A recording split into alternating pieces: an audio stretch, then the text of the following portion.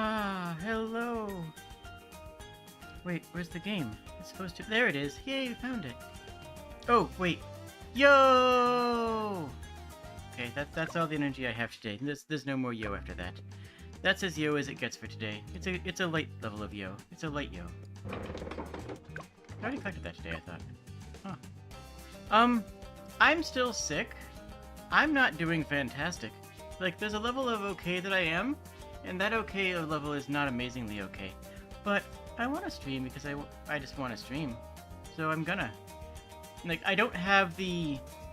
Hello, Tessie. Hello, Hensha. I don't have the physical adaptiveness to pull off Hades right now, because that requires a lot of dexterity. I don't have the emotional strength right now to deal with the horror game that we've been playing, Until Dawn. Because that requires a lot of emotional dealing with trauma and, you know, horror. What I can do is pop balloons. This level has bonus rewards. You know what? I never did Muddy Puddles. That's an expert map. I don't want to do it. Okay. So, I have not played for a little while. But I like the game. And we're just gonna relax, play a few rounds of stuff, and see what happens. Mostly just vibes. Let's go into Quarry. Quarry seems nice. We're gonna start up on easy and just plow through achievements. This is just gonna be achievement hunting. And talking. Mostly this is just gonna be a chat stream, so say hi on chat. Wait, I don't want Gwendolyn. Hold on. How many of you have never seen Bloons before? If you've never seen Bloons before, let me know if I need to explain stuff. I know I played it a little bit during my 24-hour stream, but that was a weird stream, and I don't expect anybody to have, you know, gone through all that with me. So it's a tower defense game. You have to defend the line from balloons. I played this game back when it was a Flash game, long time ago, and then they've had a whole bunch of versions of it, and, well, this game is a very comforting game for me, to the point where I used to play it before going to bed, almost every night when Bloons Tower Defense 5 was out. I would log in and play a few rounds before I took a sleep. So it's relaxing, and cozy, and comforting. This version you have a hero. Gwendolyn sets things on fire. Striker Jones blows things up. Quincy has bow and arrow. Oberon buffs mages. Geraldo lets you buy stuff from his shop. He actually has their own shop that they can sell them. Churchill annihilates the snot out of things. Benjamin is economy. Benjamin gives you money. Elise is a DOT striker. She can do a massive amount of damage to big balloons, but doesn't do as well against big swarms. Fusty is crowd control, but he's also melee range. He can only hit things that are right next to him. Adora, ooh, pretty. Oh wow, Void Adora. That looks actually amazing. Adora has long range and high power and very good utility, but is very expensive, similar to Churchill in that regard. But usually you want to have your hero down within the first couple rounds. You can't place her on round 1. Brickwill is a sea vessel that drops support mines, that drops delayed mines. Etienne, my favorite character, ignores stealth, and then he makes all of your towers ignore stealth. Sauda is the highest DPS hero, is melee range, but is the highest DPS hero in the game. Bar none. Nothing does as much damage as Sauda. Like, Sauda Smash. And then Sai is a surprisingly effective sniper. Looks like he's a psionic, but he functions as a sniper because he has infinite range on all attacks. Who do I like Etienne best. Ready to fly. Etienne is also French. Content warning, French. Alright, we're going to Quarry. New map for me. We're just gonna hit up on easy, see what happens. Should be a piece of cake. Alright.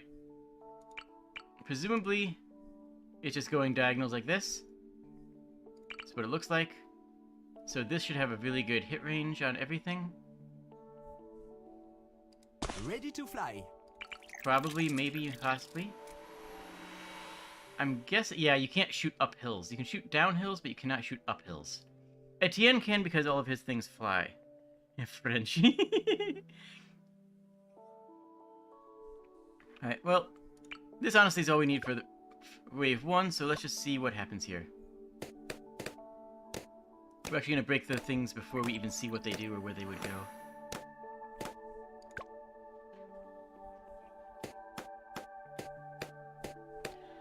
Yeah, I changed the tracks to be cozy, calm, relaxing ones.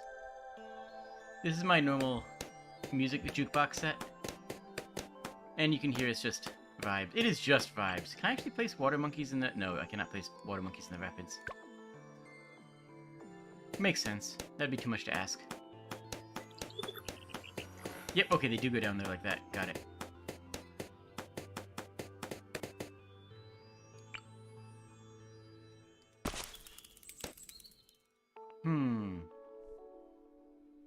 Okay.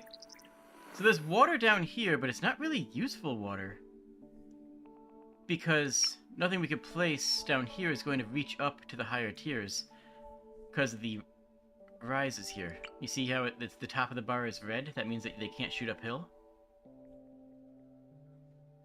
So there's water on the map, but that isn't really meaningful water. You want this is gonna blow the snot out of things, though. Is this Dartling Gunner? We have you just shoot down this line, and you just mow down everything. Oh yeah, there we go. Honestly, that Dartling Gunner single-handedly should be able to push us into the late game. We honestly, I wouldn't be surprised. We're only on easy. We should be able to beat this entire game. I'm gonna try and beat the entire map without a single extra tower. Just this Dartling Gunner.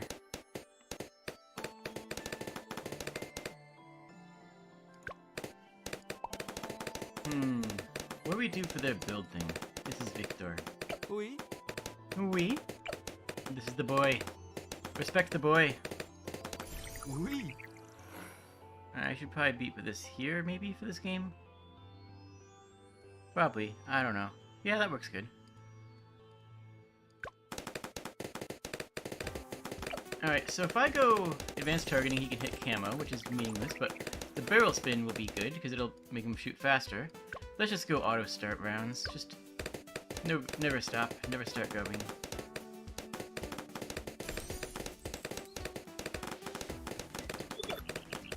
And then we'll go Hydropods. As soon as we have the money, which will not be right away.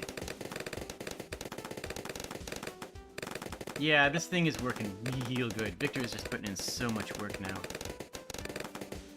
Victor is all that this map needs. I like this map.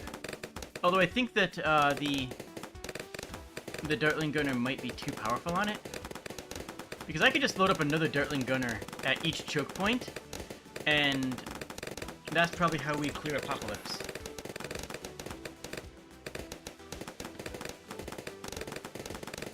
This is an intermediate map, but it feels like an easy map to me. It's a lower end intermediate map at the very least. Yeah. We need 4.3k for Hydropods. I see no reason to build... No other towers. So normally in this game you would build economy. Economy means banana farms. Banana farms give you bananas, which give you money. And the bananas give you, like, a lot of money. And you can also build monkey banks and then IMF loans, which actually do garnish your paychecks on every single balloon you pop, but gives you 10 grand immediately. That's how usually you need to think about economy. I don't like that. I don't enjoy that. So I don't do that. And when I say I don't do that, I mean I don't do that. I don't do that when I play for myself. So, instead of saying, oh, I just don't enjoy the economic aspect, I would rather just, you know, try to push through without stuff, I call it a challenge mode. I mean, it is. Functionally, at the end of the day, it is a challenge mode. It's just about framing, right? The way I frame it is that it is a no Monkey Farms challenge, as opposed to Oui. me just being weird. Okay, we are gonna need to place another tower, it looks like, or upgrade this guy. Well, I said I wasn't going to, so I'm gonna see if I can stick to that. Pretty good chance I'm gonna have to. Hey. Etienne gets... I need that level. I don't think Laser Shock is really going to help. Yeah, Laser Tip is not going to help us right now.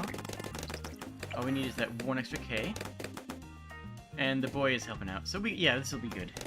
Hello, Safi. Welcome, you wonderful bean. 1K, always 1K away. Always 1K away. We'll pick up the Laser Shock at some point, but I don't think it's never... I don't think it's going to be value. I don't think it's ever going to be the right pick. There's a power. Do we have the pods now? I don't... hold up. I don't have anything that can deal with that. Here. Heck. Well, now we have a mage here. I thought I was going to get rocket pods before I saw the lead balloons. How am I doing? I'm doing fantastic. Everything's going great. When I think about it, why wouldn't things be going great? I'm Kobold. Hi. Alright, that's a terrible place to have that. I need one higher up. No, I don't. Heck it.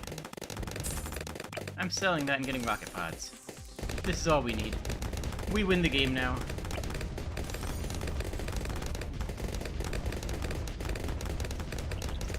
You'll understand in a little bit why economy is so important. And when I get into the harder modes, I will have to have some economy. It will actually become essential for me to have some economy, but I'm going to fish economy out of other places in the game. Look at that, and the balloons are not even hitting past the second rock here. That's how value that upgrade was.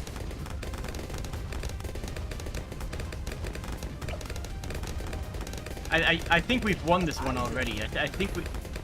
The balloons are already giving up. They're surrendering.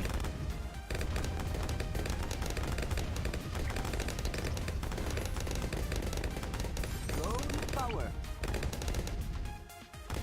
Hey. Etienne is very cool, though.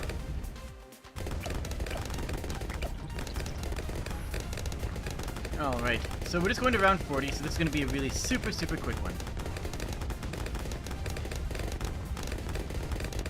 Good hits, good smash, good crush. Crush the balloons.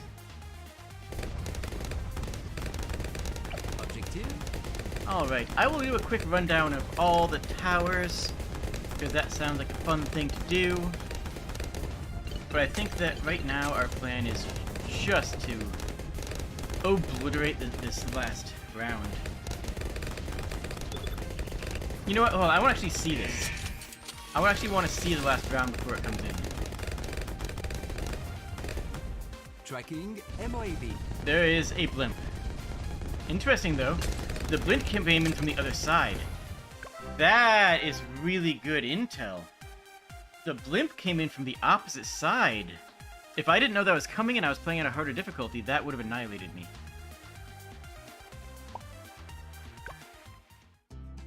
Alright, so... You got the dart monkey. They shoot darts. You can... Your main level post path can be any one of these, and then you get 2 points in one of the other paths, like you, as most. And then the third path gets closed off entirely. The top path gives you a Juggernaut Spike Catapult. The Spike Catapult is good for mowing down lines of balloons. And it's high damage. The middle path, honestly, I usually only go to triple shot, because that's good early game DPS. Super Monkey takes a bunch of nearby Dart Monkeys and turns them into to machine gun powerhouses. And that's cool. But usually, if I'm going for this it's just middle path, it's usually just to get the triple shot and leave it, because that's a really cheap upgrade for a lot of value. The bottom path gives you Camo Reveal, which is very important if you don't have Etienne with you. I have Etienne with me, so I don't care. Crossbow does good damage, good power, good... It's just all around good. Sharpshooter more so, Master more so. And then for some towers, you can combine all three. So the Apex Plasma Master is an Ultra Juggernaut Plasma Monkey Crossbow Master. It's dumb. It's ridiculous. I don't get that far in the game because I prefer to play challenge modes on easier levels than to go extreme on late game stuff. The Boomerang Monkey gives you... Top row gives you a Glaive Ricochet. So instead of throwing a boomerang and having it come back to you, you throw a boomerang and it travels down the line of balloons. And that's very good. The middle line is all about speed. The Bionic Boomerang fires insanely fast, and turbocharge is more so, and permacharge is even more so. And the bottom path turns you into a blimp hunter. The Kylie Boomerang follows a trajectory that does massive damage to the blimps, and the Moab Press gives a small stun whenever it hits a blimp, which is very useful. Bombs I don't really use very often because they don't have monkeys on them. Like, why would you use a bomb tower? Bombs towers don't have monkeys on them. Therefore, it's a wasted slot. It's a slot where you could have a monkey. That's all I'm saying, right? Top row is all about heavier damage. Middle row is more about utility, specifically dealing damage to blimps. And the bottom row is about AoE. You can throw out some absurd AoE blasts where you blast, then create blasts, and then those blasts create even more blasts. You can hit like a quarter of the entire board off of one recursive cluster. It's very good. Tack Shooter is... I think it's underrated. I don't actually know how it's rated, but I think it's underrated just because I like it, and I think that it doesn't have a monkey, so that's a big downside, right? That's a big penalty, because it doesn't have a monkey on the model. But the top row is about getting to the Ring of Fire. The Ring of Fire does constant damage around the tower. It's a short range, but everywhere around the tower becomes a damage field, and that's good. You're just doing steady, constant Inferno damage. Middle row gives you Blade Shooters, which have a longer range, and then at higher level, you can actually just double the range and spew out more. It's fine. Bottom row is just about more attacks. The Overdrive, the Tack Zone, is actually a really... Overdrive is a really cheap upgrade, and it gives you 1 billion tacks. It doesn't do anything special, but it just is effective. Ice Monkey slows down balloons. The top path gives you Ice Shards, which also gives them a little bit of DPS effect. The middle path gives you a wider AoE. And so that rather than just slowing things you hit, freezing things that you hit, you also slow anything that comes by. And then the bottom path gives you a cannon. And the cannon lets you, instead of just freezing things around you, you freeze things at the point that you target, which is very valuable. But most importantly, they can become an insanely powerful DPS tower. Icicle Impale, all these abilities here, everything else is about just slowing balloons and freezing balloons. And then you get to this capstone here, and it's like, oh, but what if this tower suddenly became one of the best anti-blimp towers in the entire game? It's just like, yeah, you can hard freeze a small blimp and massively slow a larger blimp, and it does 1 billion damage to him. It's amazing. You like seeing how much Jade has played this with Okay, that's how much XP I have on the Ice Monkey. That's just on the Ice Monkey. Dart Monkey has over 1 million. Well, you know, I wonder which is my highest XP. Yeah, you can see right here, I don't use the Bomb Shooter as much. The Glue Gunner, top row is about slowing at balloons. The top row is the DPS path, where you put on a DOT that damages balloons. I like it. I like the DOT. The middle path is about making sure that you slow everything, and you effectively are always going to have every balloon slowed at least a little bit. The bottom path is about slowing things more, so these make things slower than the other ones. Then you have the military monkeys. Now, fortunately, basically everything else has a monkey attached to it, until we get to the support towers. I might like the sniper monkey.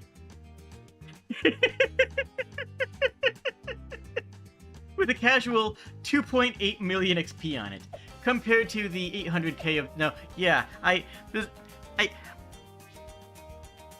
look, sniper monkey... Okay, let me explain. It's good, okay?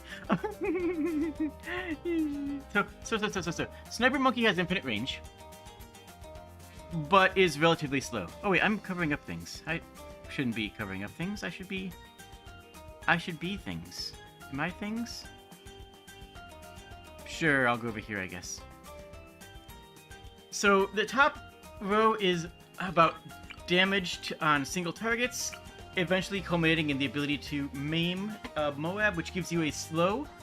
It's a slow on blimps. It's a blimp slow. It's a blimp slow that slows blimps. It's blimp slow, slow blimp, slow blimp, slow blimp. The middle row gives you utility. So night vision goggles lets you see camo. Shrapnel shot means you do a little bit of AoE damage, which greatly increases the utility of the sniper monkey. Bouncing bullet lets you hit 3 times. It lets you ricochet, each of which those ricochets will shrapnel shot. And then supply drop. I said before that I don't use farms. I don't use farms. Supply drop drops you a crate full of cash. That's great. That's what I use. This is my economy. My economy comes from sniper monkeys. Because I don't use farms to get money, I will wait until I can upgrade a sniper monkey to get a supply drop. That's how I econ. Is it a good idea? No. But it makes the game harder. It's a challenge mode, right? It's intentionally not a great idea. And then the bottom path is all about attack speed, to the point where you get the full auto rifle and you are just going burr. Sniper monkey go burr. And the defender does, like, just... The more balloons that are on the map, the more damage you get. Monkey sub is another one that I may have used before. Whoa, wait, yeah. The top row is amazing for advanced intel. Advanced intel is probably the best ability in the entire game. The sniper monkey has infinite range. The monkey sub can use the range of any other monkey that you have. If you have a monkey at the far end, at the beginning of the map, and a sub at the end, because the monkey at the beginning can see the balloon, the submarine can attack it. That is insane. That is incredibly valuable. This right here is one of the best abilities in the entire game. And usually this is a 2-drop. You don't go in further because Submergent Support goes completely against advanced intel. This means you don't attack things. And the plutonium reactor turns you into a damage aura. So I usually go advanced intel and triple guns. So middle path is about blast damage, going up to a ballistic missile, and a nuke. And the bottom path is about damage output. Twin guns, triple guns. Each dart can airburst into 3 attacks, and armor-piercing attacks for extra Moab damage. The Buccaneer is strong, too. Oh, I need to get by this here. Have I actually bought that? Oh, I guess I have. The reason this is so high is really simple, because this is just the best tower in the game. This is just straight up the best tower in the game, bar none. Like, there's not even a contest here. The Monkey Buccaneer is the strongest tower. It's water only, you can only place it on water, but it has good range. The top path gives you an aircraft carrier, which lets you get global range, because it actually lets you launch fighters that will track and fly across the entire map to hunt things down. The middle path has hotshot, which lets you do fire damage, but more importantly lets you pop lead balloons, which is something that you even saw in that one demo game I played at the beginning, that the lead balloons snuck up on me and I didn't have a way of dealing with them.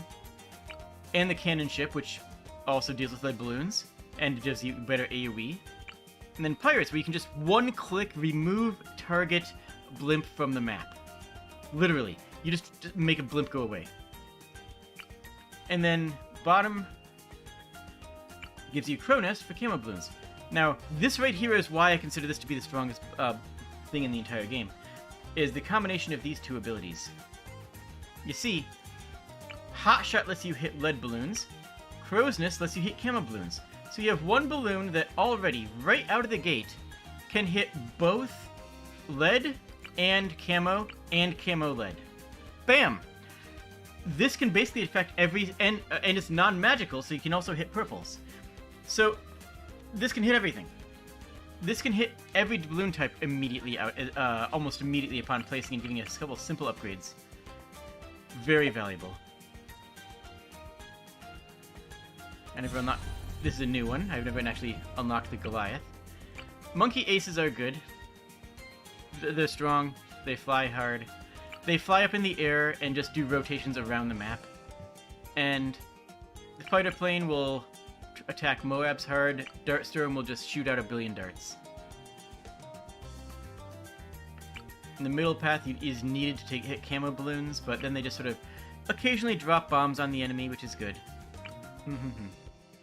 In the bottom path, you have never missed targeting, which means that they are actually actively shooting, because otherwise the Monkey Ace is random. It just shoots out in all directions like a spread shot across the entire board, and half of them never hit anything. 3/4 of them never hit anything, I mean, most of the time. This means that every single balloon, every single thing is going to track. And then Spectre gives you missiles, but unlike the bomber missiles, these missiles track. Tracking Spectre missiles are actually insane. Very powerful. The Helipilot always needs Pursuit. Pursuit lets them track out balloons themselves, and then they shoot them. Apache Dart Ship used to be one of the strongest in the entire game. I don't know if it is anymore, but it still is a very powerful thing because it's always doing damage. It's one of the most consistent DPS things in the entire game after the sniper. This lets you detect camo, but other than that, the middle path is more about utility. Downdraft gives you a pushback, so it gives you a little bit similar to a slow. The support Chinook actually lets you redeploy monkeys, which is actually very handy. And Spec Pops lets you drop a monkey, basically lets you drop a tier 4 sniper monkey anywhere on the map that you need them, and they just will go hog. There's also an upgrade that lets you have a gunner, where if you pick up a monkey, they'll actually be able to shoot from the Chinook, which is very nice. And then the bottom path gives you this this Moab shove. So this downdraft pushes back balloons. This one pushes back blimps. And then if you get near the exit, the Comanches come in, literally call in 2 extra helicopters. Mortar Monkey is a location target. You choose a location on the map, and they'll attack that location from anywhere else on the map. Very good if you have a location that is hard to see or hard to pin down. Like if there's an area that you can't really get a good line of sight onto, mortars will be able to, well, they just get there. Top row is heavy damage. Middle row is attack speeds. Bottom row is utility with fire and stripping camouflage, and then stripping special properties off balloons. The Dartling Gunner, you got to see already what he does. He picks a line, and then that line just billows down that line. But there's something interesting. So this top row is about precision. The Plasma Accelerator becomes a laser beam instead of a Gatling gun. Very good. Hydrant Rocket Pods is what you saw me use to just obliterate the competition in that map. But bottom one is interesting. Buckshot gives it a shotgun. A spread shot shotgun. Which means that you want to be closer to the balloons as opposed to just picking a lane. And then the balloon area denial system, the BADS. the bads is self-targeting, and it functions more like a shotgun tower than a gunner, than a dartling cannon. It's basically a completely different tower with it when you go this path. The top row, the wizard monkeys are great. We're on magical monkeys now. Wizard monkeys, top path, you do damage and get massive range. Middle path, all must burn, all must love to burn. Bottom path, what if we had our own balloons and we send the dead bodies of popped balloons back towards the enemy? I love it. Super Monkey, the classic OP monkey. It has a ridiculous amount of damage. Laser, Plasma, Sun Avatar. Look at the price on the Sun Temple is obscene. The price on the True Sun God, which I do have Dark Sun God, is even obscener.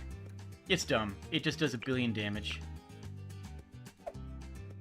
We'll go through more of this later. I want to actually play more game now.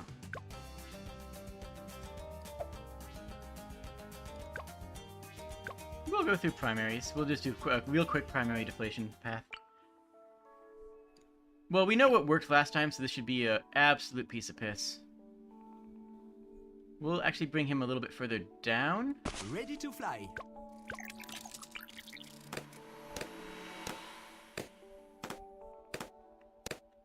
Now, primary only is exactly what it sounds like. We only have access to primary monkeys.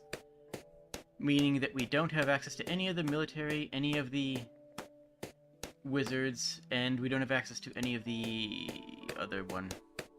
That's fine. We like this. I'm gonna use this fancy lad. Where am I gonna put him? Actually, I'm gonna put him fairly forward. Yeah, I need to place him here. Place one there, and we'll place another up here. You are gonna go for Glaive Ricochet.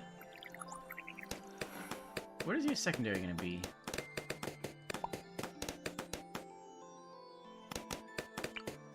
If I go, it's gonna be red hot so that we can actually deal with lead balloons. I don't want to get into another point where I don't have a lead answer. Hello, everybody. 3.7 million XP makes you think that I like the wizard? Yeah, you'd think so, wouldn't you? It's actually not my favorite. I mean, it's good, but it's actually not my favorite.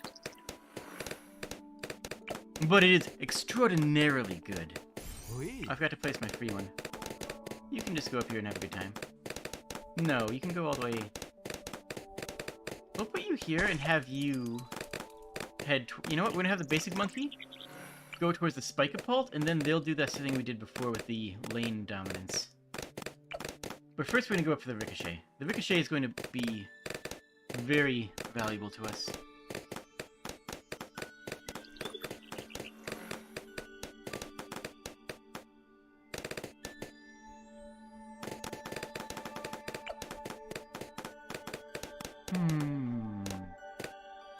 There we go. Give me, oh wait, I'm on top of everything now. Oh my goodness, I can't be there. Where should I be? Should I be here? Is this okay? Can I be here? No, I should be here. You guys don't want me to care about that part of the screen, probably. So you watch this here. Watch this here. I'm gonna go boom, boom, boom, boom, boom, boom. You see how that just rips down the entire line of balloons? Like, watch this here. He's gonna throw it. Boom, and it rips down the entire path. It's absolutely insane. I love it. Drone power. We'll go more glaives in the future, but we don't need it yet. Right now we're just going to go glaives on Howard. And then, yeah. Objective. This one is going to be Spike-a-Pult. Oui. With longer range, because we want to hit something someday. Oui.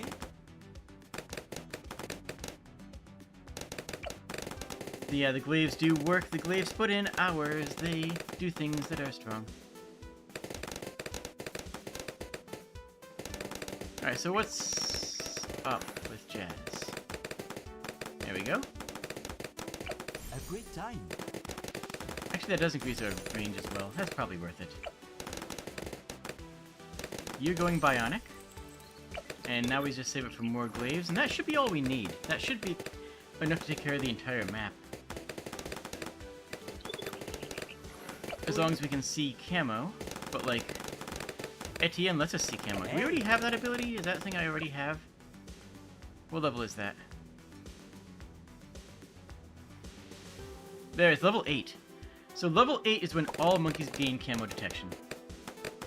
Which is just actually crazy.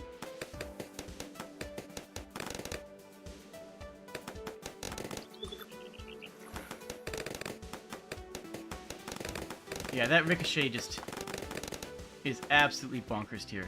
Okay, good. We had deal with this. Lead balloons have a bunch more balloons inside of them, so when you pop a lead balloon, it explodes into more balloons. As you would naturally expect. You know, if you're going to pop a lead balloon, it's pretty safe to expect that it's going to have more stuff in there.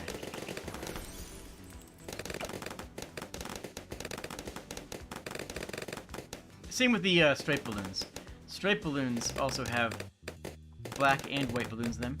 White balloons are, black balloons are immune to blast damage. White balloons are immune to something else, but I forget what it is. Purple balloons are immune to magic. Right now, the only thing that can see through Invis is Etienne, but that's fine, because Etienne can solo round 33. And by the time we see more Invis and more dangerous Invis, Etienne says, hey, what if all monkeys can see through camo? Don't sweat it. Everybody can see through camo. It's just a thing.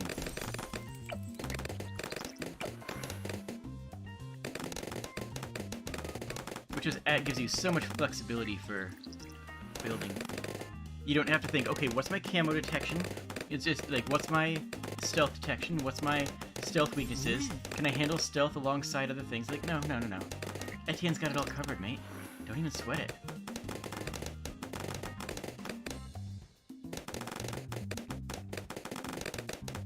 I'll switch off Etienne in a moment, just so you can see what some of the other characters look like, but...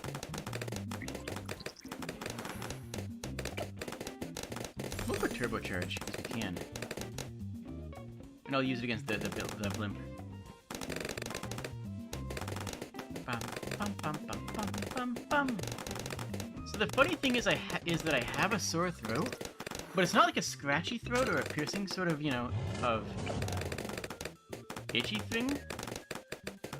It's the lymph nodes in my throat are swollen, so it kind of hurts to swallow. It's not actually like a sore throat, but my throat is sore. You see how fast what attacks were? It was bonkers.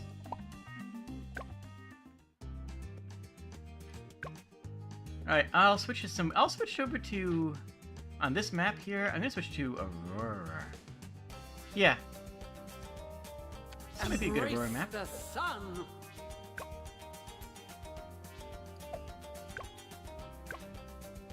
I'll skip deflation. Wait, no, deflation is easy. We'll just burn through deflation until I talk to chat. Deflation, you start with money. That's all it is. Deflation, you start with money, and then you never get it back.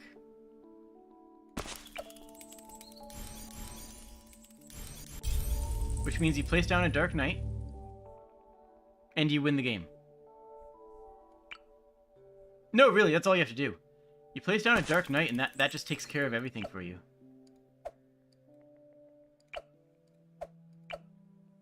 What else do we need here? I don't even think we need anything. I'm pretty sure Dark Knight can solo most of these, because the Dark Knight is just bonkers powerful. His name is Honkers because of how bonkers he is. I'm very good at naming things, you understand.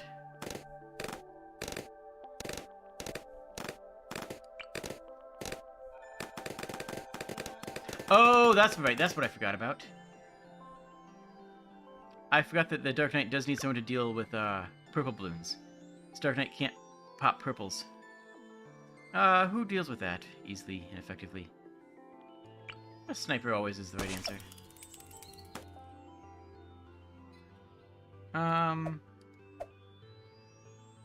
You target the strongest thing.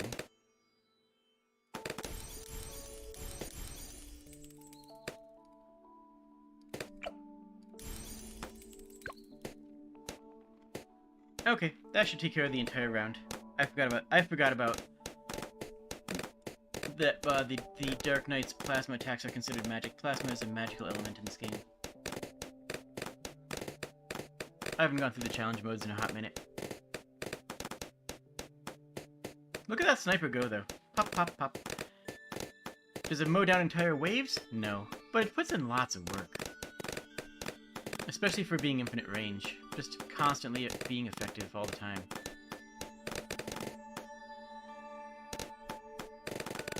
There are much, much harder modes of this game than I play. Like, there are drastically harder modes, I assure you. There are genuine bonkers tier settings that are available.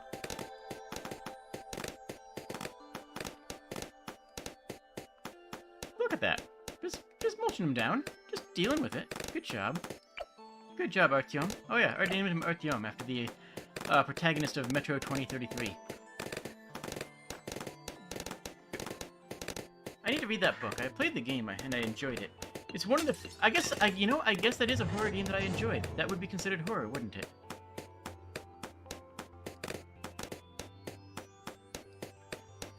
Oop. Yeah, I guess I can say there's another horror game that I enjoyed, because I enjoyed Metro. Although I played it as an action game, you know. I didn't really play it as a horror game.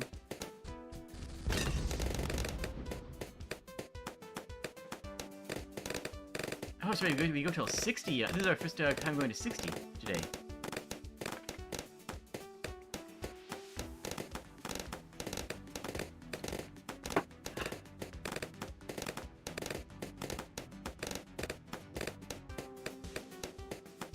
Not as a big deal, you know. This mode is very much about sitting back and relaxing and just... It's about your setup. Can you place a setup that will win and deal with things? I think round 59 is where you have camo and lead. So if you need something that can both see camo balloons and break lead balloons, which usually requires either fire or... Ooh, that didn't go so well.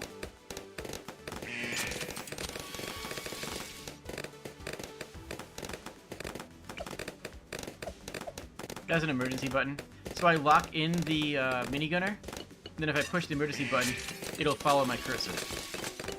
That's just how the Dartling gunner works. You can set it to follow your cursor normally, but I usually don't, because I usually just don't like that style. And it's good to know we still have a couple of weaknesses in here. We still have a couple of limitations.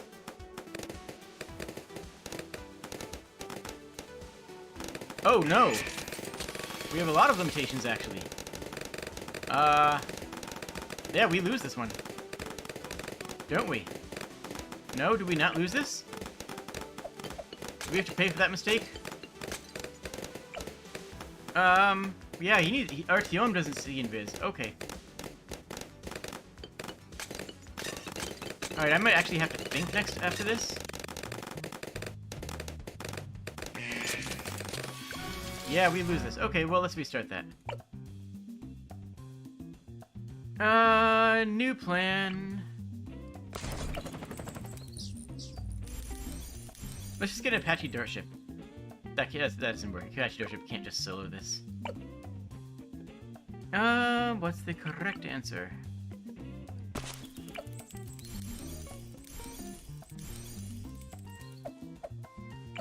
Let's put in a laser here. And now I need something that'll deal with most streams. Then I need something that can masterclass deal with the blimps. This is 4, 5, 6. Do I have enough of that? Hold up. That's... No, I do not have enough to deal with that as well.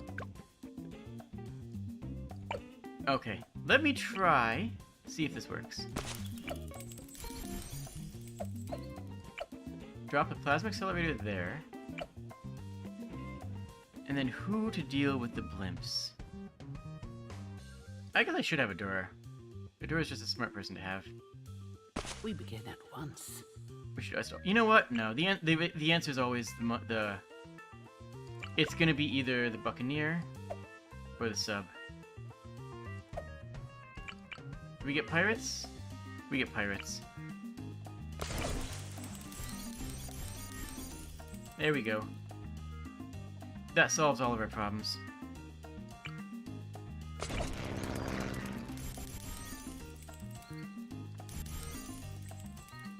Now we have this guy as well. That'll just do stuff, probably. I don't know.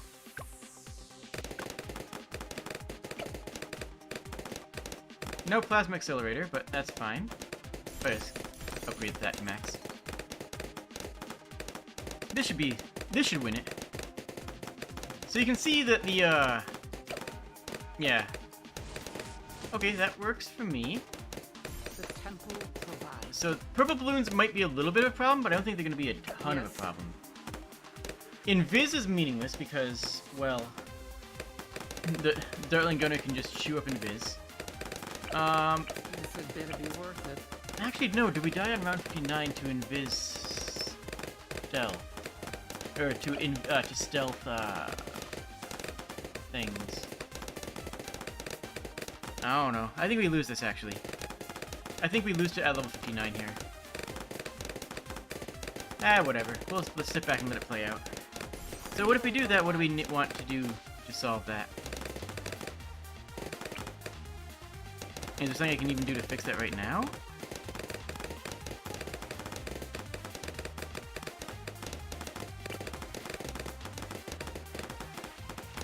What if we just take this guy here and give him stealth reveal, target strong, and then triple shot. I don't know if that'll be enough, but it might be okay.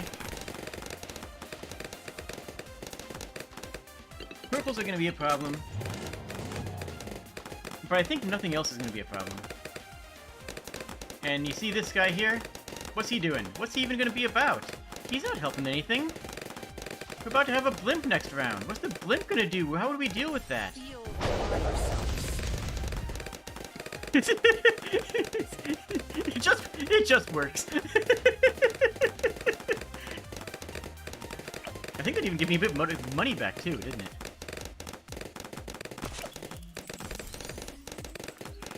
Sure.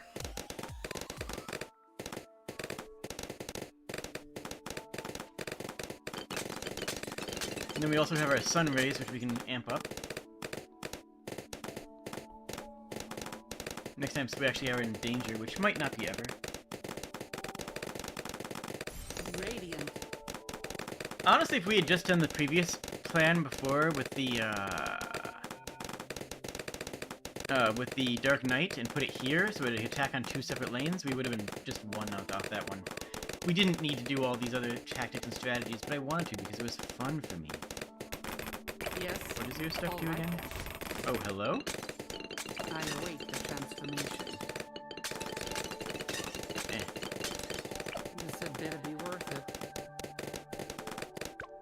So she has... Get Hero Booster! No. I'm not gonna do that. Oh yeah, Blood Sacrifice. Sacrifice the tower. Yeah, I don't need a Blood Sacrifice. But then her other attack is just a Feel the light. damage amp, which I just wasted for funsies.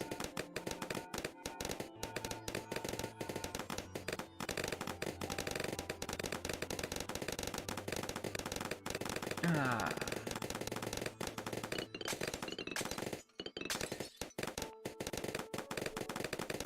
You guys having a good time? What heroes do you guys want to see me use? Because, like, I can use any of the heroes.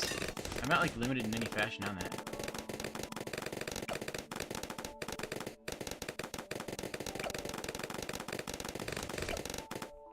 Ready yourselves.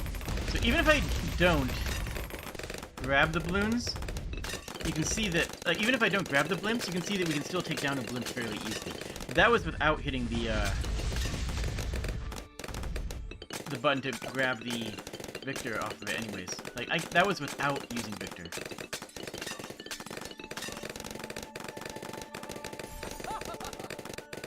If we used Victor on there, it would have been even easier.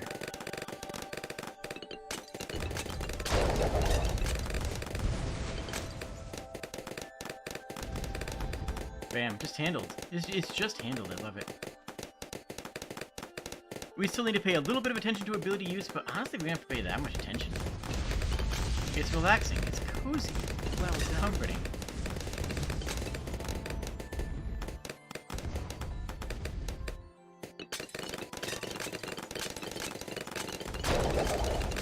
Now we're seeing more regular blimps. Blimps are just a fact of life now. I like that what makes this an intermediate map. Because I was thinking before how this sort of felt like it was just an easy map. What makes this an intermediate map is the fact that the blimp spawns on the other side. So the blimps simply aren't on the board as long as the other balloons are. There's a heavy camo round. Handled. Love it.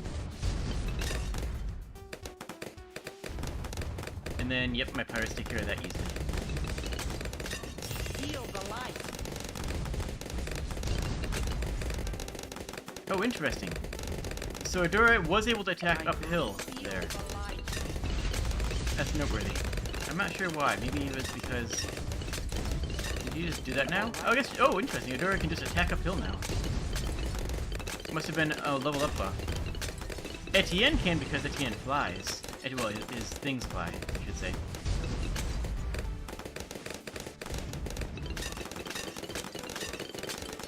Alright, 59 is lead camo. Feel the light. I did... Uh-oh. Uh-oh.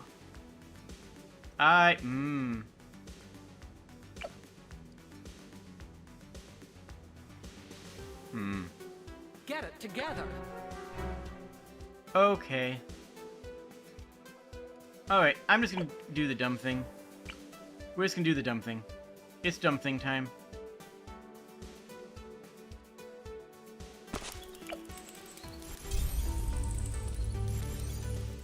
Now we have you. Now we need... what? Just something to pop the purples, which is you're fine. And Adora can come It too. is time. And if you're gonna pop purples, you want to be cluster bombs. You know what? Recursive cluster.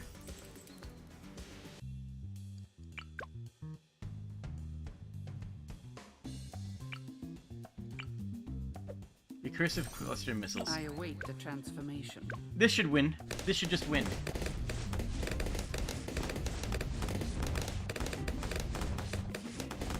I think this just wins. I think this wins without any more input from us. The only thing that the Batman can't do himself is purples, and the cluster just deals with purples. Adora doesn't do anything here. She doesn't even need to be here. Adora's optional here. Oh wait, I can't deal with invis LEDs with this thing right now. Yeah, that's the exact same thing problem. I was about to lose at 59 again. Never mind, I'm dumb.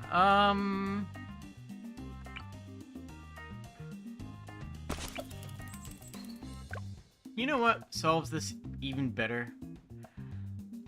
I'm thinking way too hard here. I should not be thinking. Thinking is not my strong point right now. Right now, I'm as dumb as a brick, which means I need someone to think for me. Ready to fly. And that somebody is Etienne. Etienne, handle my thinking for me, please.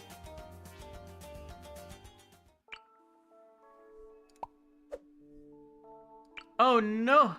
Oh no, what do I do when my Batman can't see things? What if they could just see camo forever anyways, and that was just never even a concern? What if seeing invis was just, like, came stock, and I never had to even worry about it?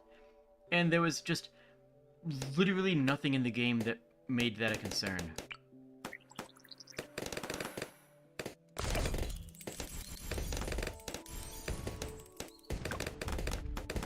I mean, okay. Systems Etienne will hit level 8. Ooh. Both these things will see camo. This can strip out purple, and this can kill literally everything else. We're done. We win. This deals bonus damage to Moabs, too. In a pinch, I think we can even Dark Shift down. Yeah, okay. And if worse comes to worse, this is a relocation ability. This ability here lets us teleport to somewhere else nearby. If things get super bad, I can teleport down here to finish off a cluster of balloons that we missed, but I'm pretty sure we just win off this. Systems, check.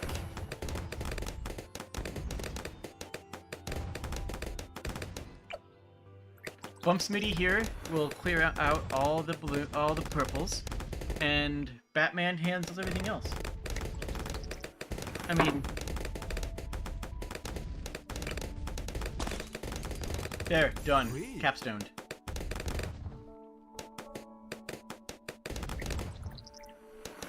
Systems, check.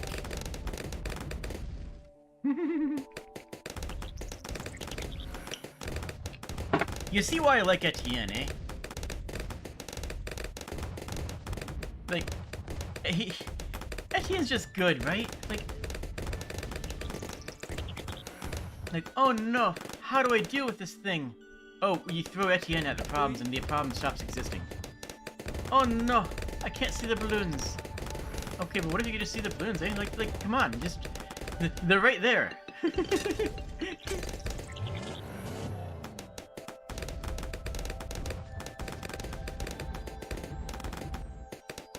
Oh no! What if somebody likes the video? Whatever will I do? Oh no! It's the real mystery of the day. Tracking MOAB.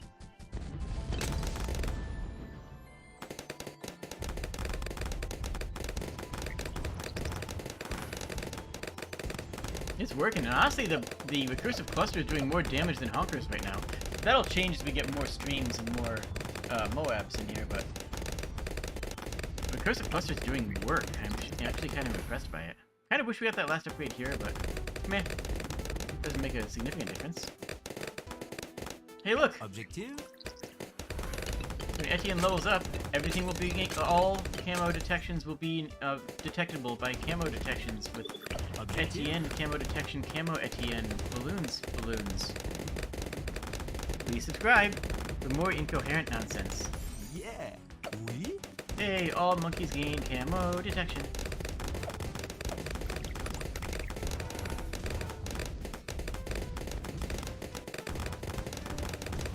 Hey. I love my little drone boy.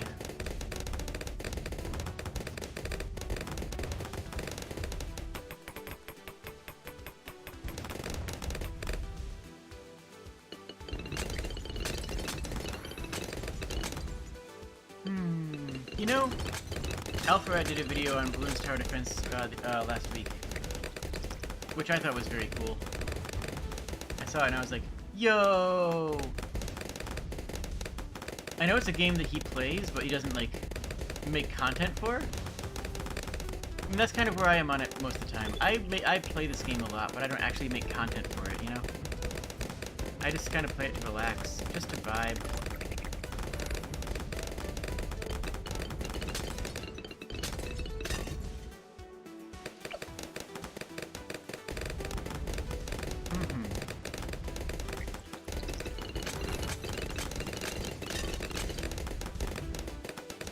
What if Etienne just took away all my problems?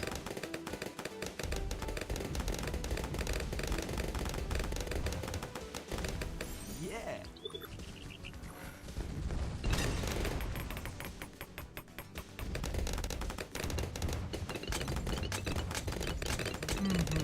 Are there any problems that Etienne can't solve? If there are, I don't know. Also, this is supposed to be a Let's Chatting stream. You could just like ask me questions or say hello or I don't know. I don't know how you guys doing. I don't know what's going on. You guys need to tell me what's going on. Are you happy? Are you filled with joy? Are you filled with hubris? Is your joy a form of hubris? Is your hubris a form of joy?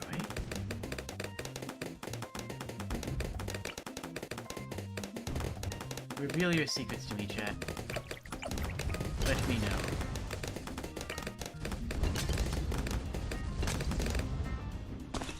Place them there, because we can.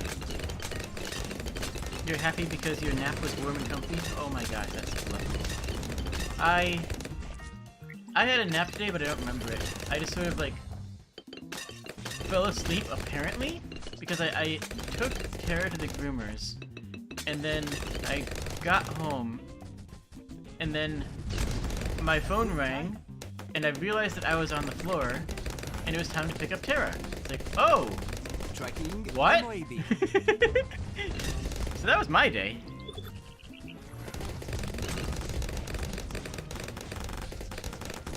I can't say that I enjoyed the nap because I wasn't really like an active participant in it. You know, like the nap happened to me. I was a recipient of a nap that my body forced upon me. Oh, I'm doing fantastic. Haven't you heard? I'm doing great.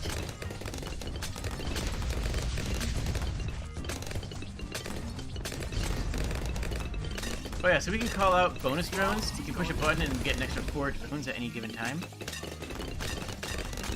And then we can also call down airstrikes. Hey, look, we can all see invis. Isn't that neat?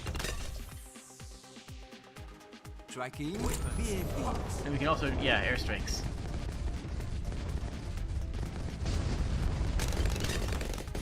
Yeah. Yeah, victory. I must take care. I did take care of myself. I took a nap apparently. that was taking care of myself. I took a nap. That counts.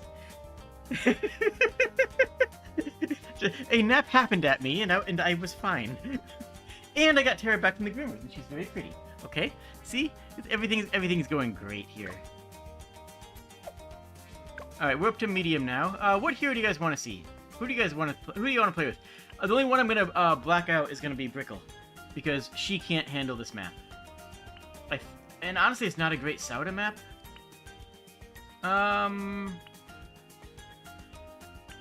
Who do you guys want to see? Look, just because I wasn't an active participant in a nap doesn't mean I didn't have a nap, right? You want to see Pat? This is gonna be a rough map for Pat, but okay, I'm into it. Did I fall into a soft place? I did fall into the soft place, yes. It's washing time! The reason I don't play Pat often, honestly, is his voice lines. Ready to fly. So-tastic! I just don't like his voice. Alright, we'll go medium. I like him as a hero. I just don't like the way he talks. We're gonna put Pat here as a choke point for both these lines, and then this will be our little kill field. And then for now, we will just drop you here at long range. Yeah, we'll probably destroy this guy later on, but this will be a good open gambit that we can set up for a Dartling Gunner to go down this line. Like we did in the previous ones. Yeah, this will be a good gambit. It's a good gambit. Gambit. Yo, shoutouts to the gambit system in Final Fantasy XII, where you actually get to pseudo-code the AI of the game for yourself. You think I should get a Fighting Fortress? Isn't that the max level ace? I don't think... Oh, they want me to go for the Flying Fortress? I mean, we're going on medium difficulty. We can't get enough money. Keep in mind, this is NoFarms. We were playing farmless. I'm not going to have economy. Any super high tier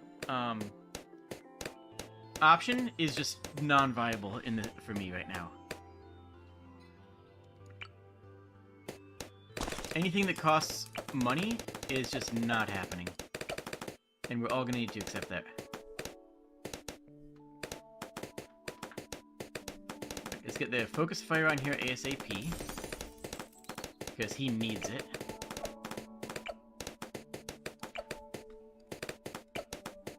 That will handle most things. Then I will need... I'll need a way... I think I'm going to have to do a mage here, won't I? You know, this is actually a phenomenal map for a... yeah, this is a phenomenal map to have a Necromancer on.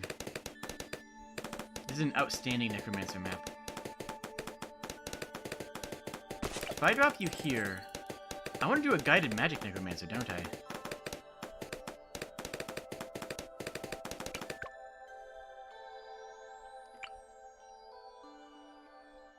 We could go Arcane. I'm thinking that we go all the way for Necromancer, and then even maybe a Prince of Darkness. I don't think we can afford a Prince of Darkness. But we can get a Necromancer without too much difficulty here.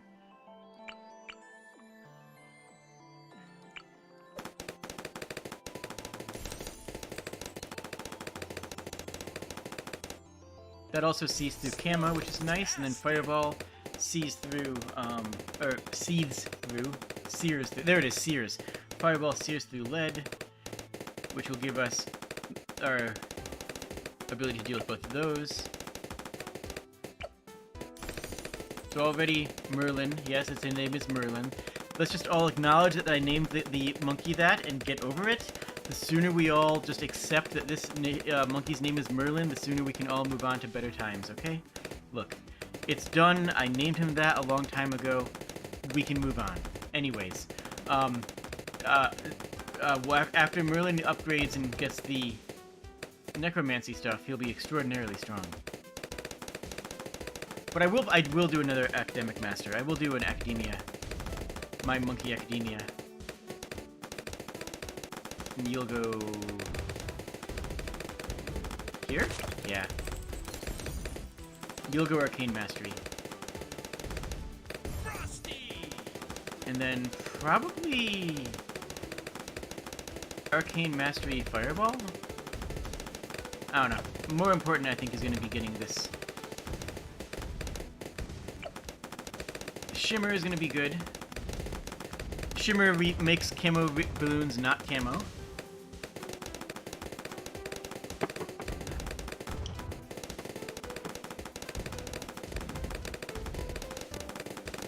And it's actually not that useful right now. That upgrade doesn't do a whole lot for us, but... oh, wait. We missed one. Ah! Okay. Careful And now. that's actually good to know. Because our last upgrade that we spent 1,500 monkey monies on didn't actually give us any mechanical upgrades. For kill, didn't give me any kill power, I mean. Didn't give me any killing power. I should get barrel spin. Snowtastic.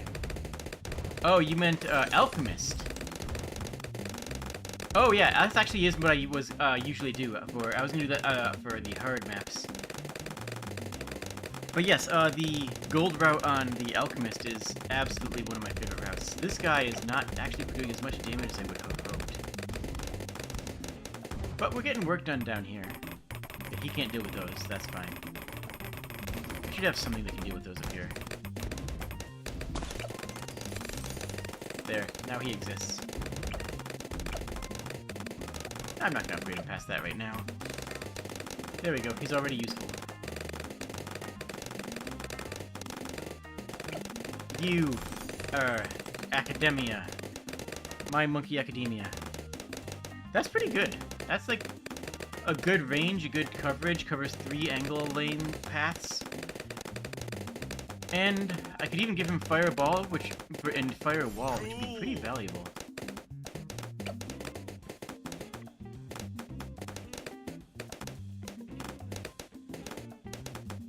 You know what? You can go Stream Control. We'll actually give you full-on Ricochet. That'll help you deal with Stream Control heavily. You don't really... I don't know, does he need it? No, he doesn't need it, but whatever. Okay, now we save it for the Necropopper.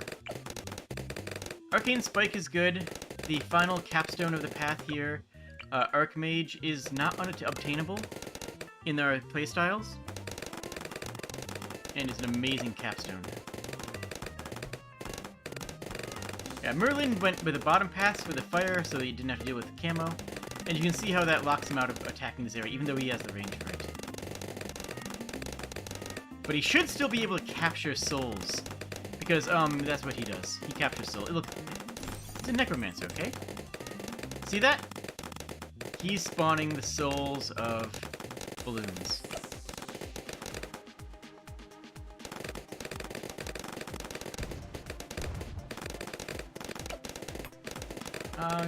What do we need? What do our tools that we need?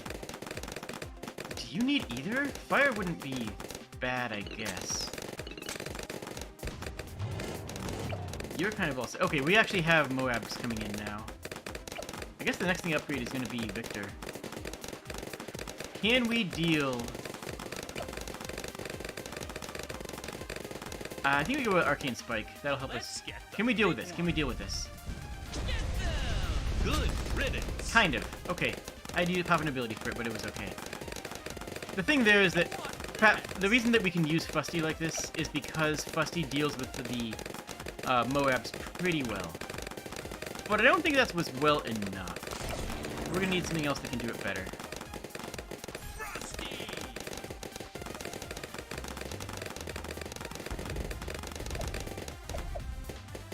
Alright, you go. What do you want to do? We need you. What do we need you to do? I think never miss is the plan for you. Actually, hold on. Let's slow down it for a notch. We have a lot of money. Where's my cursor? Oh, there it is. Okay, trust me. When this game goes much, much higher up in the tiers, you can lose your cursor and the particles very easily. Alright, so what do we want out of you?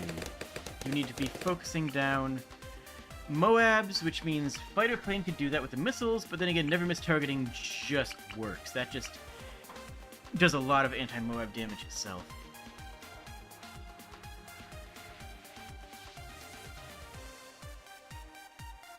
Because of board layout, I'm thinking... I think we want to push for Spectre. I think we save up for Spectre. We've got a lot of what we need right now. Actually, we only have 15 more rounds. We're fine. We're fine. Easy game, easy life. Not a problem. That'll give me some extra DPS against the Moab. We'll give you Arcane Spike. He deserves an Arcane Spike.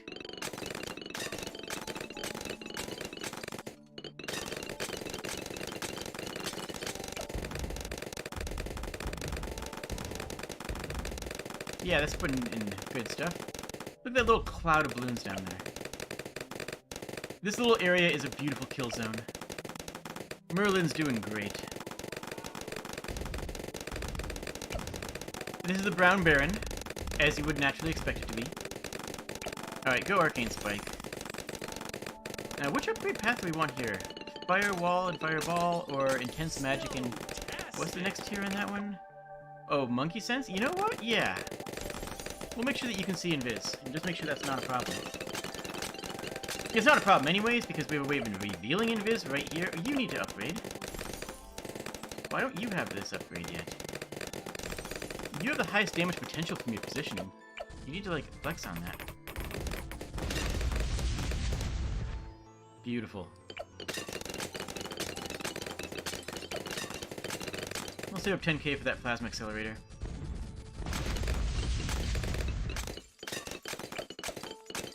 Yeah. The Moabs are a bit big, but very, very handleable. What next?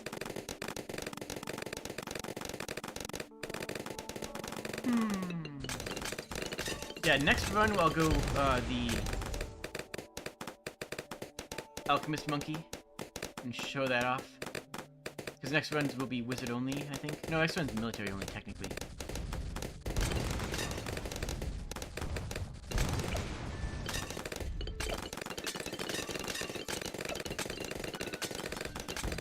So you know how this guy's shooting a whole bunch of blasts at this right here?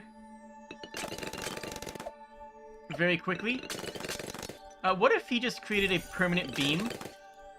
I mean, that would just destroy everything, right? Then, you know, everybody else could focus on the Moabs. Look at that! It's just a beam of death. You enter the rumble zone, you do not leave. Leaving is forbidden. Let's get that one. Oh, that's so good. Rusticated. You know what else is good? Liking the video, probably. That's probably good. You guys like doing that. I mean, I like doing that. I really enjoy liking videos. If you guys are anything like me, then liking videos is, like, good.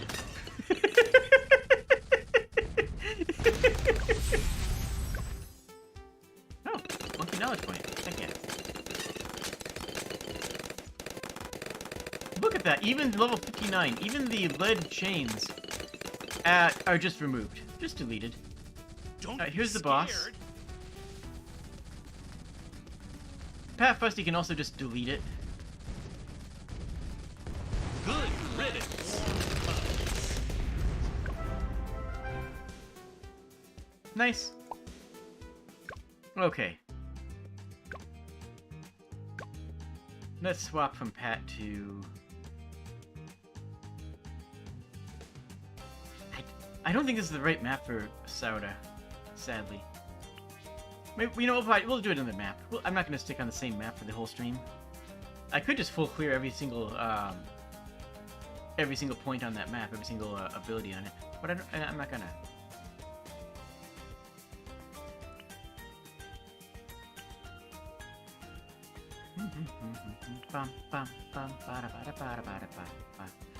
Alright, we'll go a little bit of economy. We'll grab Benjamin. Sushi time.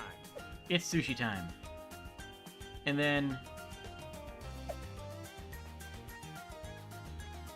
You know what? No, with Sauda time. We're going into balance. We are going to show you the sheer, raw damage output of Sauda. On hard mode. On balance. Sauda, take us into the sky. Sauda's going to be right here, and any balloons that have the absolute audacity to come near Sauda are just going to be sad. This is going to be immeasurably sad.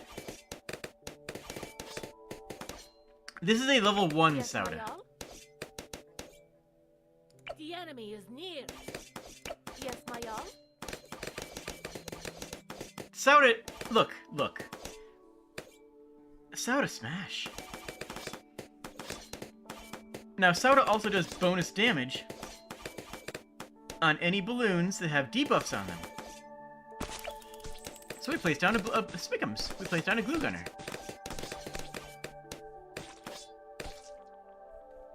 Actually, this is not a good map for a Alchemist, sadly. Because all the enemies are coming in on both sides. This is actually a really bad map for an Alchemist, now that I think about it. It's a good map for a Druid, though.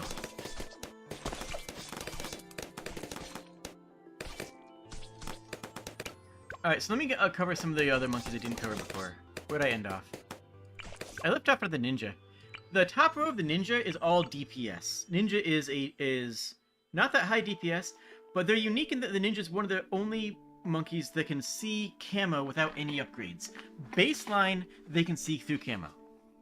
Therefore, just dropping a ninja and taking a few damage upgrades means that you can clear off some pretty good early levels for free. Mid-level is about utility. Distraction is a knockback. Counter-espionage says if they hit something, that balloon is no longer camo. So, hey, you can see camo, and now everyone can see what you attack.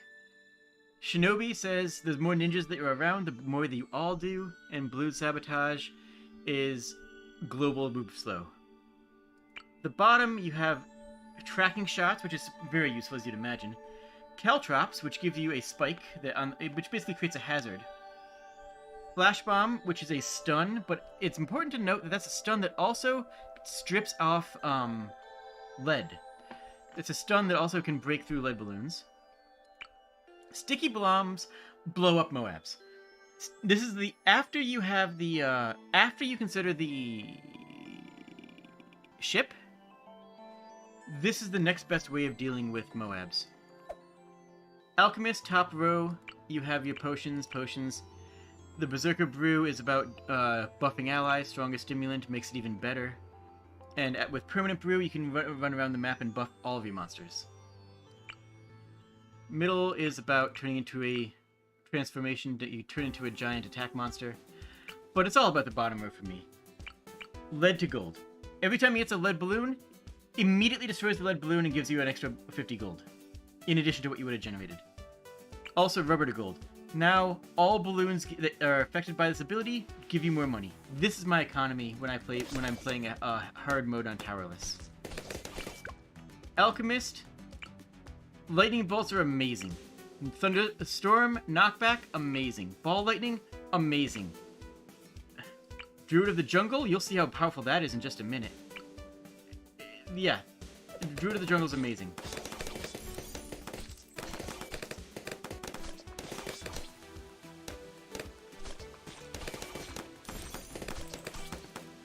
Alright, I got plans for things, and it's gonna be good.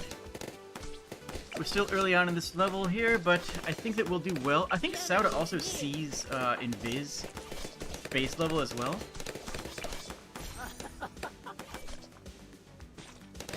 Oh, Sauda's insanely strong.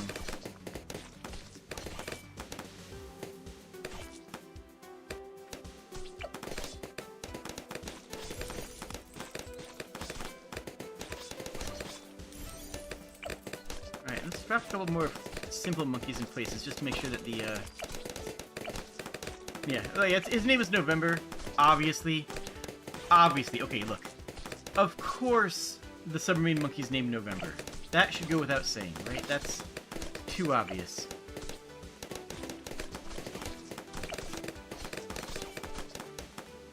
Alright, this Druid of the Jungle upgrade is going to give the Hector here infinite range. And yes, it's H-E-C-K-T-O-R. I'm not going to name him Helter. You know, that doesn't sound right. His name is Hector. And then Hector's utility is going to go through the roof. Alright, so Hector now can grab balloons from anywhere on the entire map. And just delete them. Just grab a balloon and delete it. Hector will grab the heaviest balloon on the map, choke it out, and then leave a bristle on the map that can do extra damage for a few seconds. It's very strong.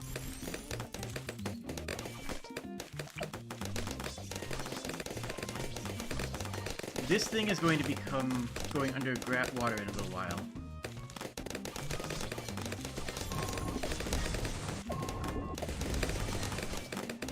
When it can.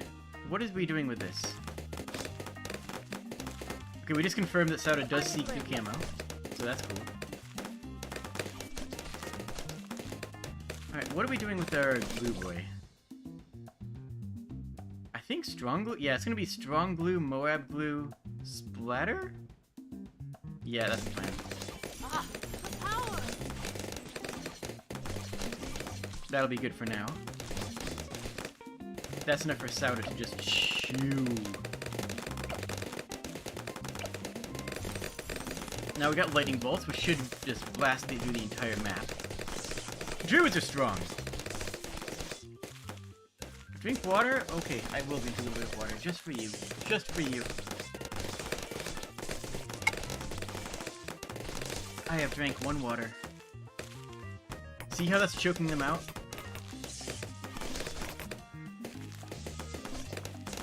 Do I have enough ways of dealing with things? Probably not. So what is my economy here? It's gonna be a Sniper Monkey economy game, isn't it? Yeah, if I do a Sniper Monkey up here...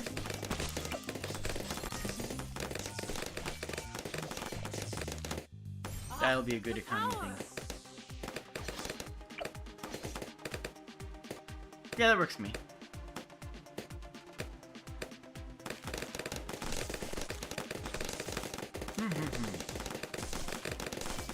Oh wait, I was gonna level up this. Yeah. First things first, first things first.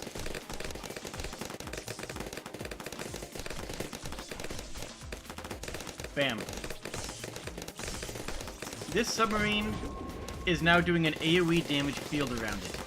Anything that gets near it will lose camo and start just taking raw damage DOT. Very valuable, especially with this map layout. Almost every single balloon's gonna have to pass through somewhere around here at some point. And look at Sauda. Just look at her go. She's going absolutely ham. And she's not even, you know, doing that much. Like, she's just kind of vibing and doing a billion damage.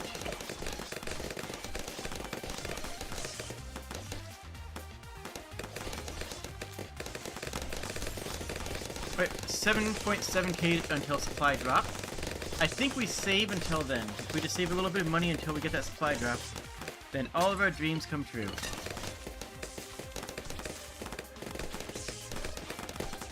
I don't really like this Dart Monkey here. I want to replace that with something else, and I think the answer is going to be a Boomeranger. Is it, though? Captain. A lot of good things. He might be just another druid, huh? Oh, do we have this? Is that a problem? That's not a... It is a problem, though. I'm gonna need another way of dealing with that. It's an engineer. I want an engineer here. Is it a combat engineer?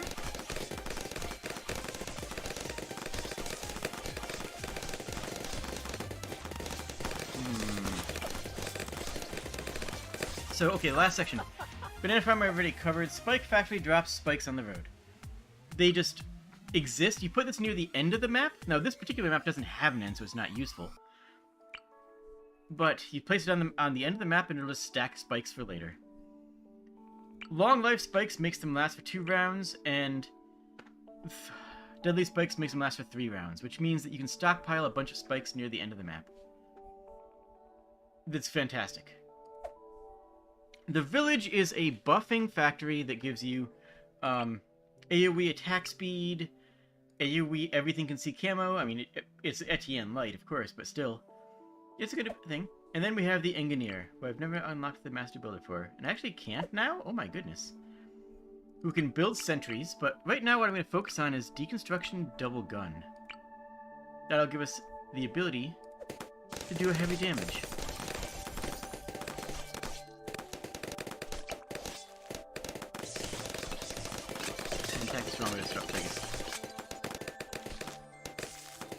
That should do a lot of effect.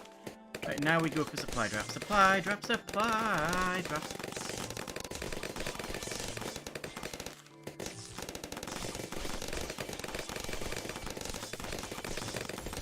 There we go. Now I can get supply drop monies.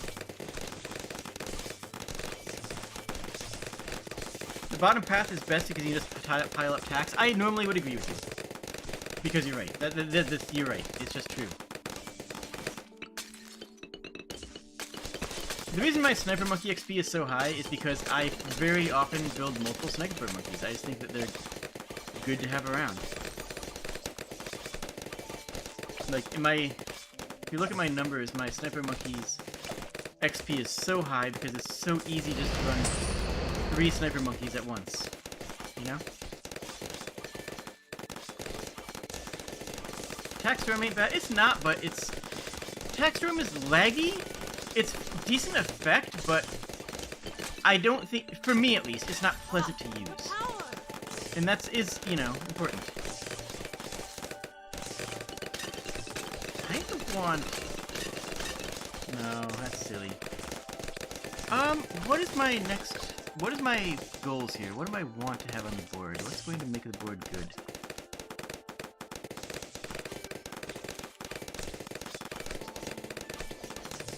I want a Glaive Lord right here, don't I?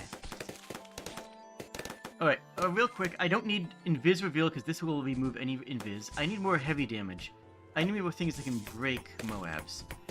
What breaks Moabs? And... I don't know if... I don't want to use a Super Monkey right now. I could go Robo Monkey though, I guess. Yeah, Robo Monkey's the right answer here.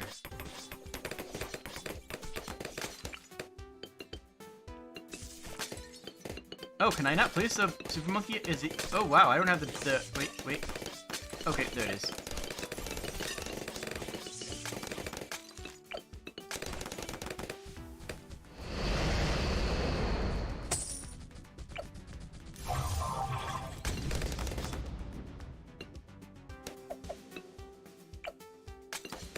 There we go. Sniper bottom path's your favorite. Wow. So bottom path I think is the highest DPS. I think that is actually the highest raw damage output. But I usually go like... So I like the top path for to get the main Moab. Like that's just valuable, you know? I like the middle path because, like I said before, that's my favorite economy. Oh, I need to upgrade this, by the way.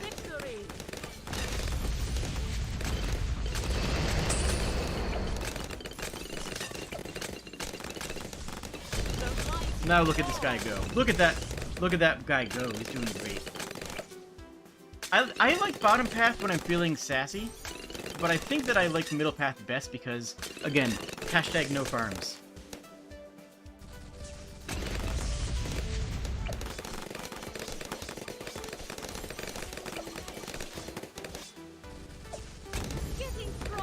But one Sniper Monkey with main Moab can solo round 40, right? And that's very good when you're playing low economy games. Which is, again, is how I play. I play low economy.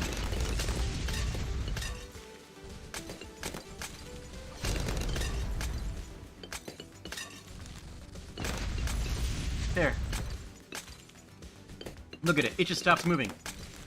It just completely obliterates it. Oh, the bottom tier combos well as slow towers. That makes sense. I mean, it makes a lot of sense, actually, because the sheer amount of DPS, the amount of raw damage output that you have with it is absurd. You know what? Let's put on a third sniper. Here's a DPS sniper.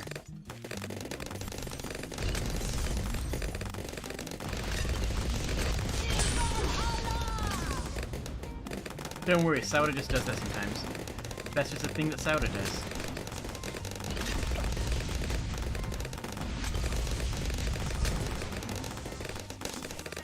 We're in a great position here, though. We're coming up in the hardest round, which is level 63. Okay, that's how we solve that problem. Sauda just carves up things so well.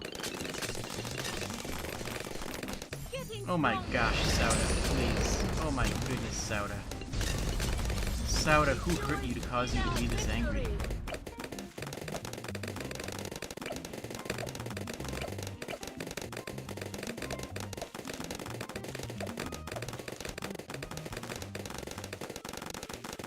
Alright, here we go. We're gonna save it for the elite. Well, it doesn't really matter. We're gonna win soon. I didn't get you Plasma Blasts! I messed up. I never got this guy Plasma. I mean, he's doing fine. But eat your Plasma. Always eat your Plasma in the morning. Yes, Maya.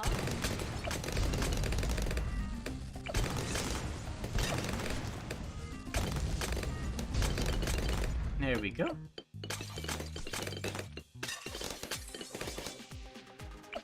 Alright, we're gonna save it for the 15k for elite training, because elite training helps all of our snipers, actually.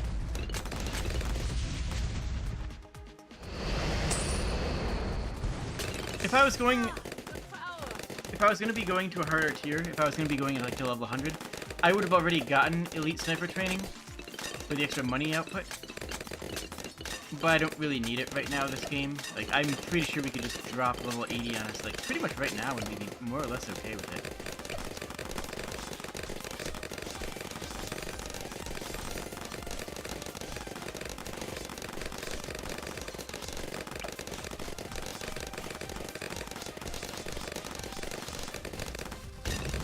Good.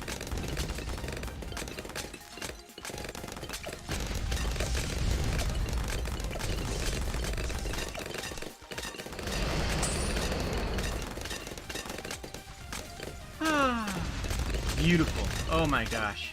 Honkers is doing so much work.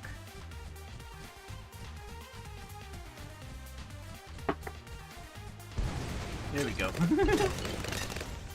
Sniper Monkey just soloing that one. Only 3 of the 4 states matter. Wait, what? Hold on. Most only eat 3 of the 4 states of matter in his 3 states of matter in is needed for matter in is needed for nutrition. I'm sorry, my brain is not strong enough to parse what you said right now. I might be a little bit dumb at the moment. I'm sorry. I got nothing.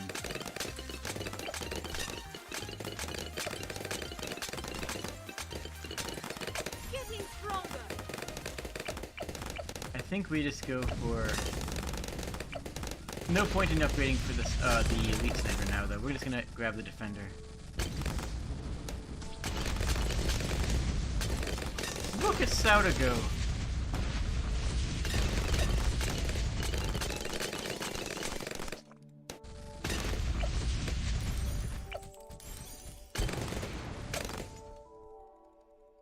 You might be saying, Jade, this thing isn't going to throw any darts. Why do you upgrade airburst darts? Because it does actually increase the damage of the reactor.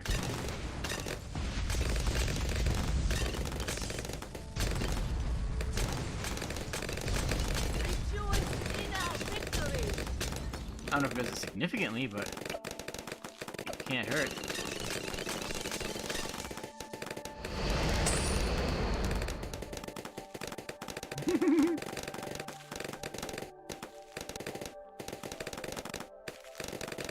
I wasn't sure if like that was an autocorrect problem or if I just had a stroke.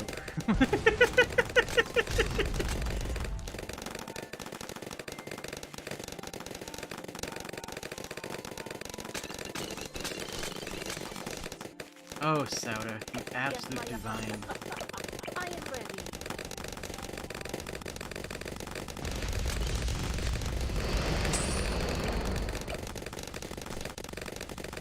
Princess Sauda is very strong. Rejoice in our victory. Bloons is a PC benchmark. I can't believe I missed that. Bloons is a PC benchmark test. You're not entirely wrong.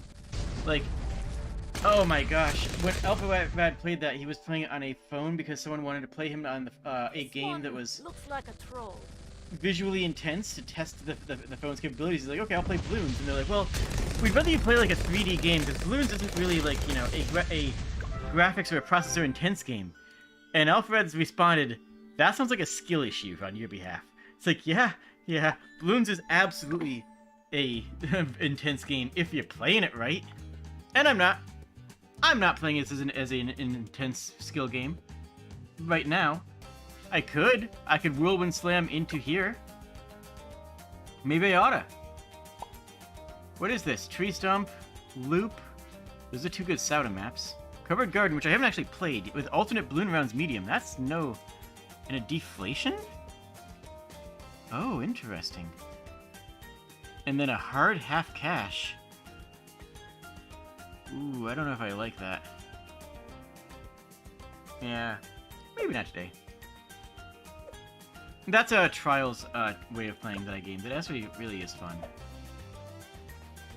Alright, balance, hard, magic monkeys only? Nah. Let's check out that new map that we saw earlier. Covered garden. Let's see what this is about. Let's just go straight into medium with, oh. Churchill? Yeah, let's bring Churchill The sun along. god fights on the side with the best artillery. I love that quote. Eat all 4 states of matter for your health, not just 3. Oh, true. What is the most edible form? Oh, I can't place monkeys up there right now. Can I tap it enough for it to break? Is this gonna work? You guys are getting audio, right? Yeah, okay.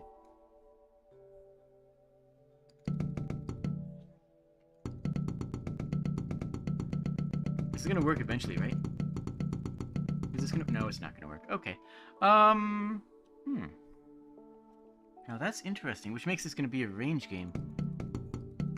Are these gonna shift? You know what? I think there's... They're gonna shift around, huh? So right now I can only place things in the first area, and then they're gonna only place things in the second area next round, I bet. Let's open up with this here, because this will be a really good opening place for a... Yeah, we'll just open this up and immediately go for twin guns. This will eventually become a submerged submarine, and it'll strip all camos. But I bet these are gonna shift around, tessellation style. Yep, there it is. We got it. Good. I got the read.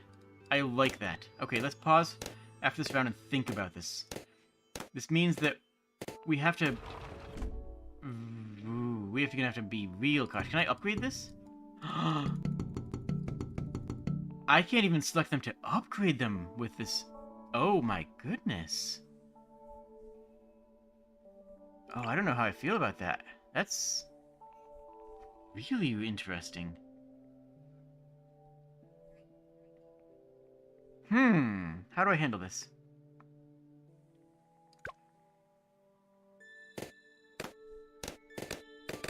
Well, I want Churchill here. I know that for certainty.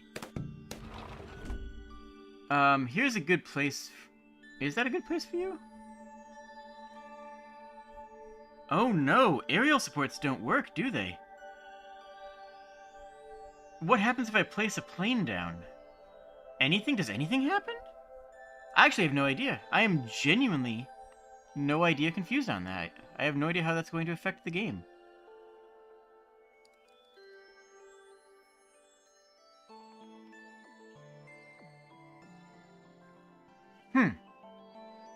Fun.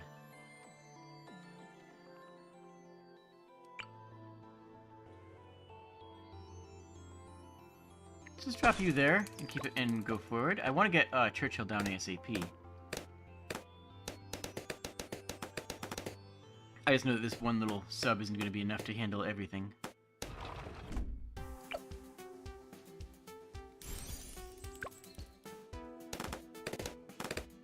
That's interesting. Druid 230, you think? Yeah. I agree with that. That was my plan. I was actually gonna go 030 and then see how we led into later levels. But 230 would it will make sense. Long term, I think. Nope. Okay, this is what I was trying. This is what I was testing before earlier. I wanted to see if I could get that little nook in there, and I cannot.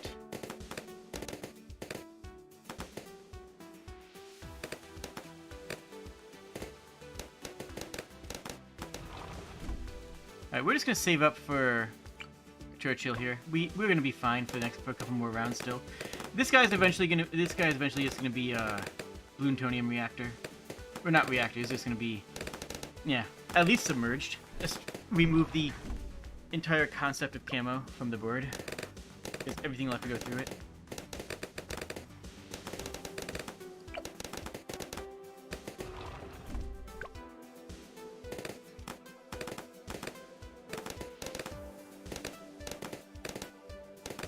Alright, so when am I going to get Churchill? I don't know where I don't know where the board's... I guess I can place them either on the top or... as long as I can access anywhere on the left side, I'll be able to drop Churchill down.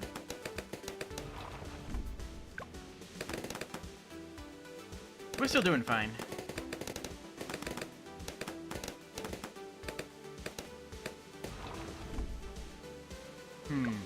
The other thing I don't know again is if I don't know if aerials work. Like I'm assuming we can't use the mortar. The mortar's just going to hit the glass and not go anywhere.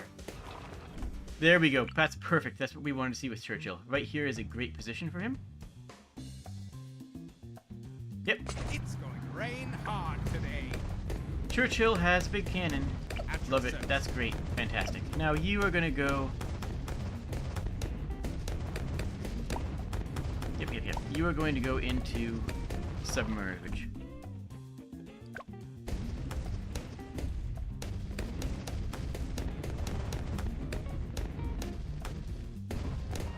And then, what else do we need to do? You know what? Should we get a glue gunner this round? Maybe it's not a bad idea next time we have access to this part of the map again. We also want to get this guy up to have his upgrades here. We're going to get that Druid of the Jungle. Can't get it this time around. Can't even get close, but we can set up for it. Now next time we come around, we can get the Druid of the Jungle, which will give us a really good effect. Yeah, we already used Pat Fusty earlier on. Not a huge fan of him. My favorite is by far... Ooh, that was quick. My favorite hero by far is Etienne. Etienne is a lot of fun.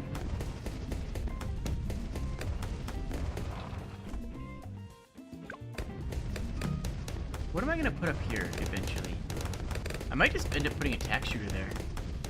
Nope, or, I don't know. I guess I'll not worry about that ever. Alright, now that we're back in here, we get the submersion. Now we have permanently camo revealed on everything that comes through here. So camo is no longer a function that we have to worry about.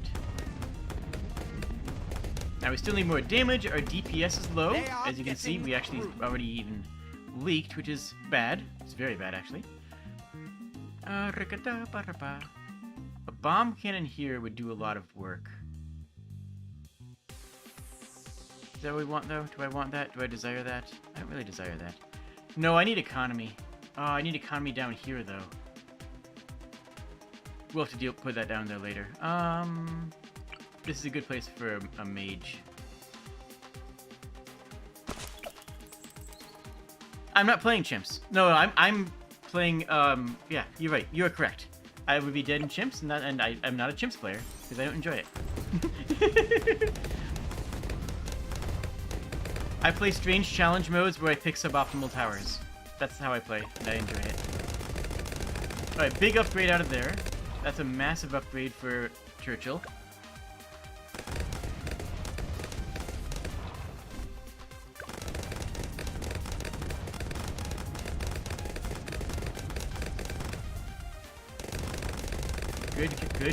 Good. Now, what do we do here? The Wall of Fire would be nice.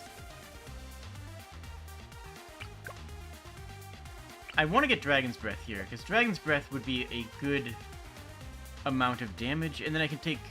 Wait, doesn't Guided Magic also increase your AoE? Your range, rather?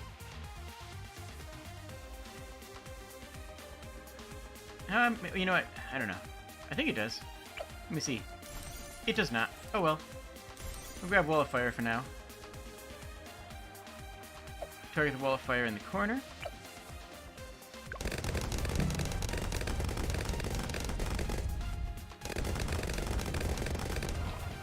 Okay, we're in a decent position now. Next up is going to be the Alchemist, because the Alchemist is going to be our econ. And the Alchemist is going to go right here in this corner. I would have already placed it, but this is being thrown a little bit by the top bunks. Alright, Alchemist here. And I guess we'll just upgrade him next time we see him around. We'll upgrade him in 4 rounds. We hope for the best. Yeah, we're gonna go Dragon's Breath on here.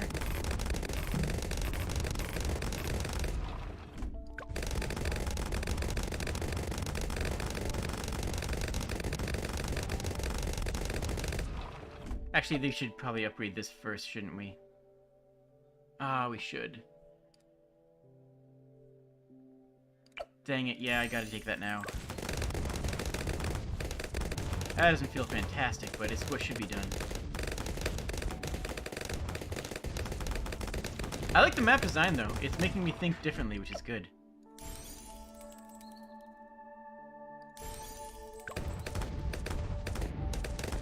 Alright, so we're gonna go... Now, basically, we save up for all the Alchemist upgrades. We're pretty good right now. This guy will get Dragon's Breath eventually, but that's not a priority. As long as we have the Wall of Fire there, he's doing work, he's doing hours, he's doing his job. Churchill, as you can see, is putting in a lot of damage, and honestly, they're doing everything they need to do. This guy is grasping things, and was saving our back end here. Yeah, let's just save up for in our econ paths. It's going to be 4K, and that will eventually give us all of our hopes and dreams.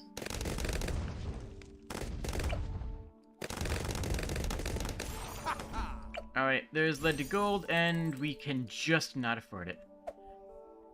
We actually passed for 4 turns. We go all the way around until the Alchemist again to get that rubber to gold. Oh, we got it right now. Never mind. We got it. We got it. We got it. We got it. We got it. We can also do that just for the upgrade Churchill a little bit. So there's our economy for the entire game. This rubber to gold is literally our only econ for the entirety of this match.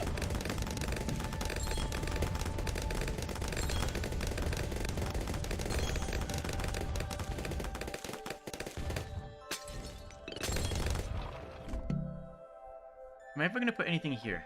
You know what? I want to test something. What happens if I place this here? Okay, it does fly underneath the roof. Okay, that's good to know. I didn't know if flying things worked. I thought flying things might just straight up not work, you know? Moab class Bloons inbound. Map 1 for the history books. That wasn't so bad. At your service.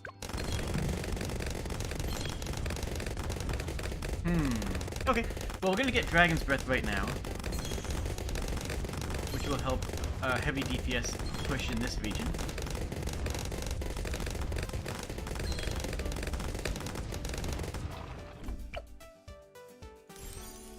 There we go. Not that I really think we're getting a lot of pressure in that region, but you know what? We will eventually, you know? And you, what do you do here?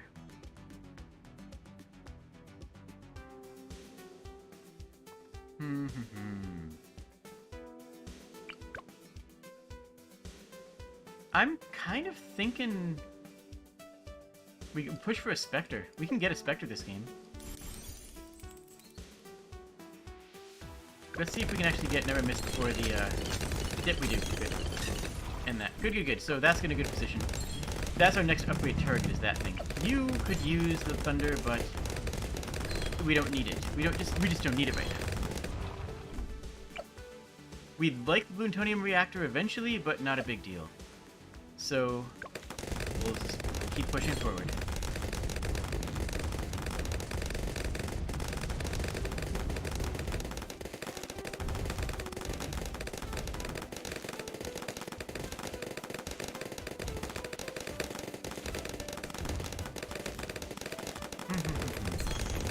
Oh, yeah. We saved up some good money. Oh, I did not mean to press that. I hit the wrong... Okay, well, I guess I'm just rebuying it. I just meant... Okay. I made a mistake. Whatever, it's fine. We just lost a little bit of money there. Oh well. Here we go. Lost more darts.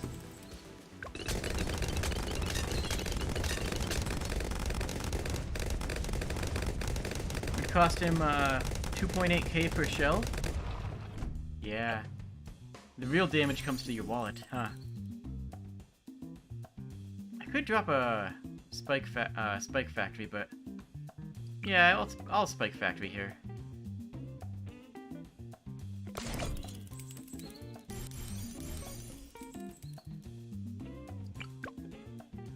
The right answer is the bigger stacks, right? Or is it more production? It's probably more production. I don't remember. I don't remember which of those paths is supposed to be better.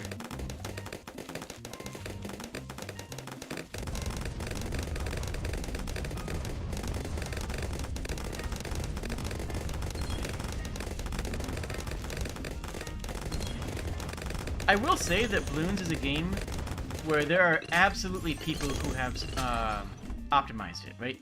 There are people who play on the obscene difficulties, there are people who play with much harder challenge modes than the kind of style that I play. I play the challenge, this is less the challenge mode and more of just like my style, more of just like how I want to play.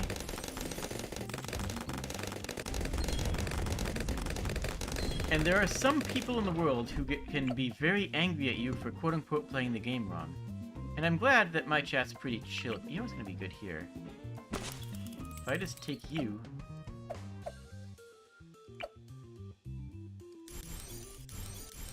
Yeah, let's just do that. That's a beautiful line. That's a really good line. Actually, yeah, we make that into rocket pods and we're just winning. Yeah, we'll make rocket pods out of this. That's a kill zone right there. Oh, that's beautiful. Oh, that's really good, actually. And it's after my Alchemist, so I get the bonuses on it. We still have the aerial coming in. We just save up for the Spectre now. Yeah.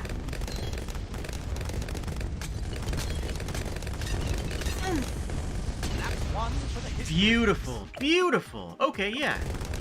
Optimal? No. Beautiful? Yes. This map is fascinating to me now.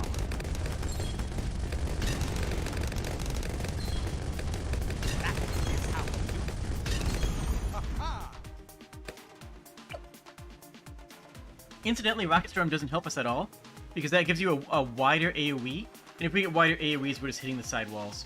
The wider AoE doesn't actually help us. which is interesting. Phoenix I should work as well. I don't know if it will.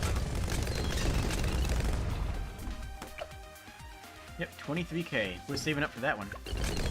I might get the last. Might get the last level that we're going to get on the. Oh, we're only going to 60. Never mind. We're just gonna finish the game.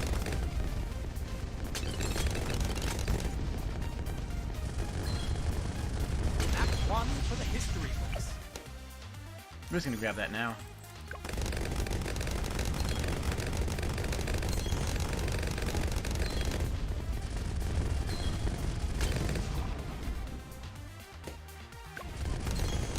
Auto start. Continue. Let's run. Yeah, we just win. We've already won.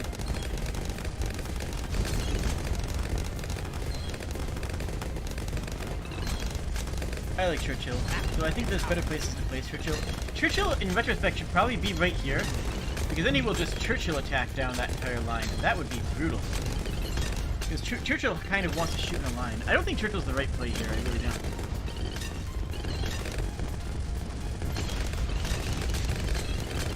Camo lead is a non-concern for us. Look at that.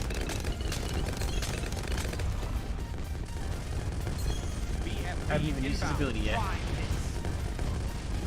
Map 1 for the history books. Easy game, easy life. Okay.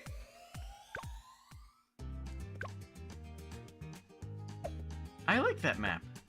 Let's try it on hard. Not with Churchill, though. It would be a good map for Pat, but I just don't like Pat that much.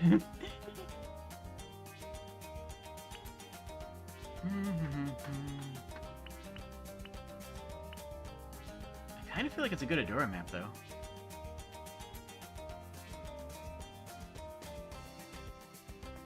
Adora's Divine Bolt baseline ignores walls, right?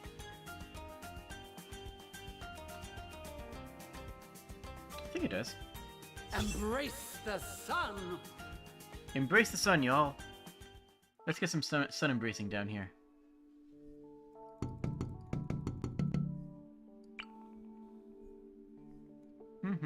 How do we open this up then?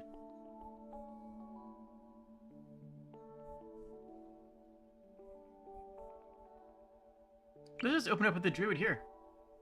We're gonna do the same thing with the druid we did last time. So let's just open up just with that and save up for Adora and try to get Adora by the time we can open this panel. We're on hard now. So we do actually need to consider our sins. This might actually not be enough. We might actually leak here. Oh yeah, we are. Huh, that's fine. We got it. Oh no, she's not that expensive. Okay, I guess we're not getting that. What are we putting here? We need to put something down, obviously. We can put down the free boy.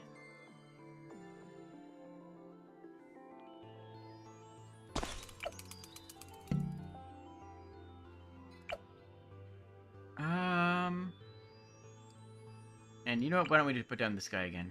Even that guy just does work in the early rounds before we upgrade. Now we want to save up all of our money until for the next 4 rounds until we come back over here, huh? That makes me think. That makes me do brain thinks. Makes me think, and sometimes that hurts.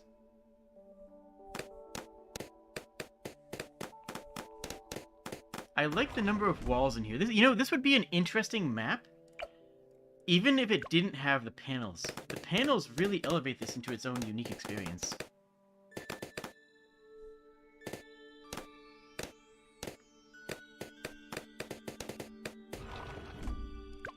Because you have a strategy, you have ideas, you have placements, but you are not able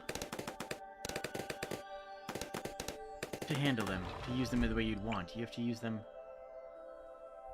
in strange and tangential ways. That's a really good Adora placement. I like that. And you... take some upgrades, why not? Now Adora will put in a lot of work here. And as she levels up, she'll become stronger, of course, naturally. We have no money, so we'll have to wait.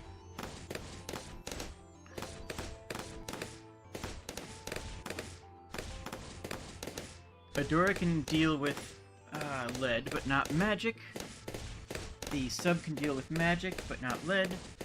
Right now, camo... No one can really deal with camo, but we can deal with that later. That's a later problem. Okay. Dart Monkey can see camo, but he can't do DPS. He can actually output enough damage to deal with camo.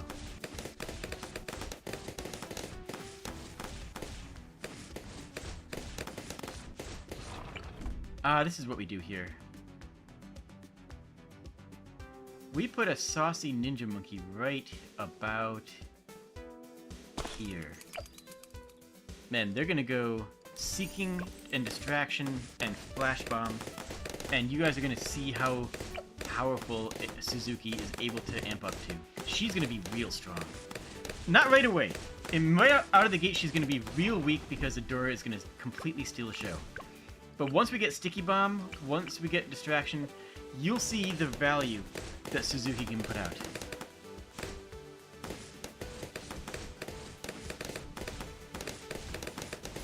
Feel the sun's power. We'll grab that quick upgrade here, because they're going to want to get that infinite range attack eventually.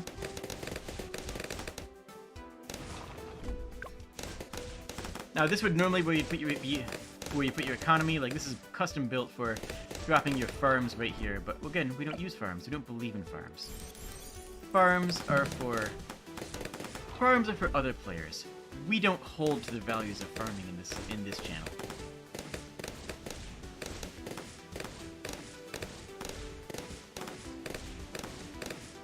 Alright, this is the Adora show starring Adora, right?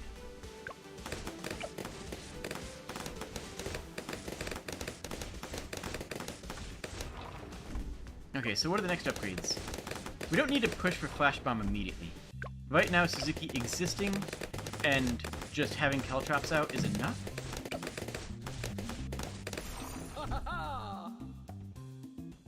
We drop this now. We're gonna want this here eventually.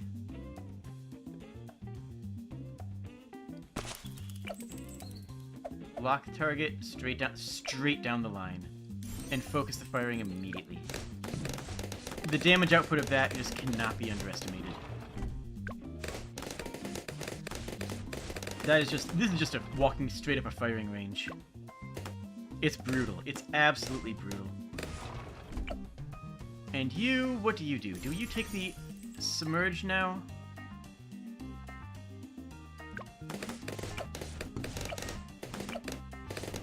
I think you do soon. Next time we come around, I think they take the submerge.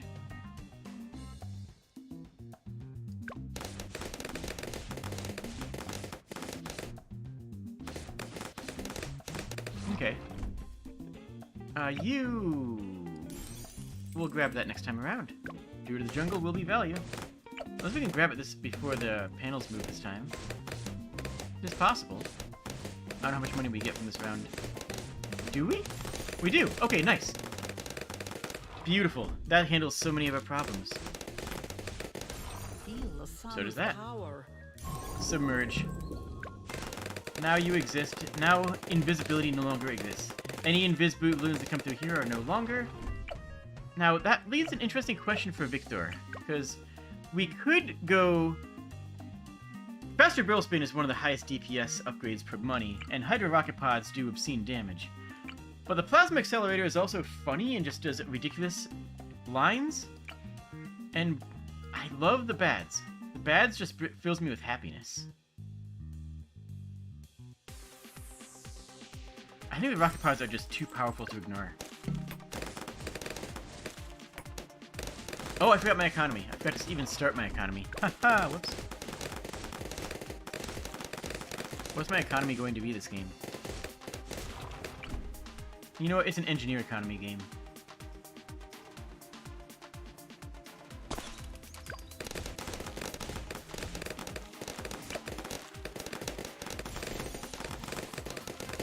Yeah, we're just going for a balloon trap, because that's an economy option.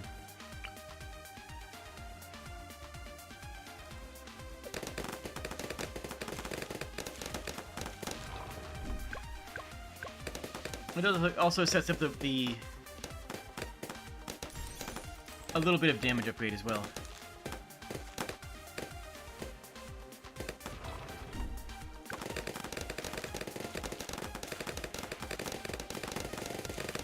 Do we even? Not too late. I could just pivot this into a Alchemist. Nah, it's better to have an Alchemist. Alchemist just is going to be a better option here. I do like that I can place the Alchemist outside of the panels. That's actually a big deal, huh?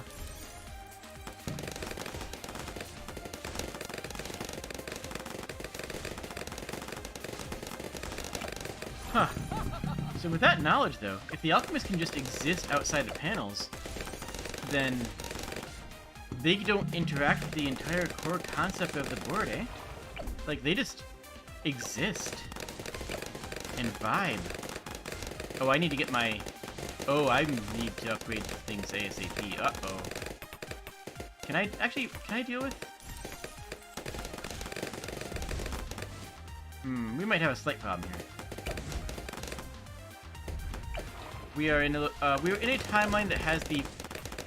We're at a location in which there exists the possibility of a problem.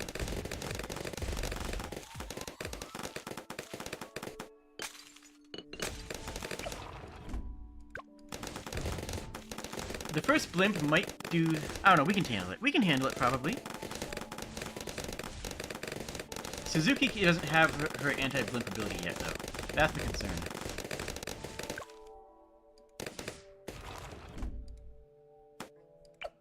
Well. Ready yourself. Feel the light. That's a loss. Okay. Let's try that one again.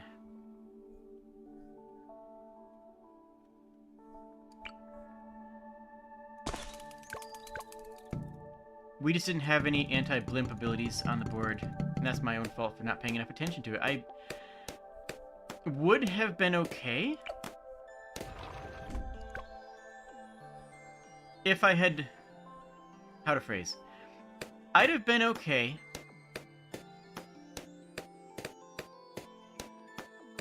if I had been able to see the whole board, but instead I've been focusing my brain mind on upgrades based on the current board states rather than what I needed long term. Which was a problem.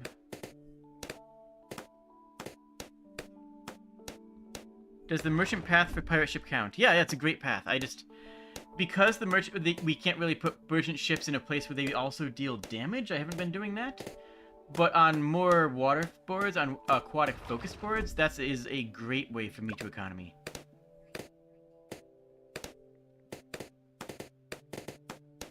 I just haven't been doing that in here because they would only exist for econ and literally nothing else. And that is not something that brings me great joy. Can I get a Dora on the next turn?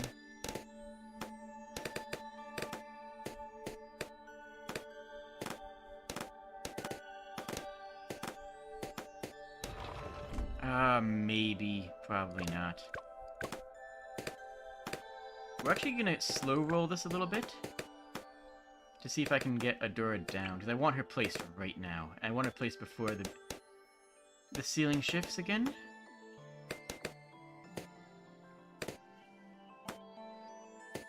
No. No! Okay. I don't want her there. Dang it. Okay, well, you know what? That's fine. This is still going to be the correct answer. Focused firing. And then we just push through. That's fine. I should get my econ in a little bit earlier. I should get Adora down. And then all of my funds need to go into Suzuki. Suzuki's the answer. Yeah, merchant pirate ships are a fantastic economy, and I do really like taking that.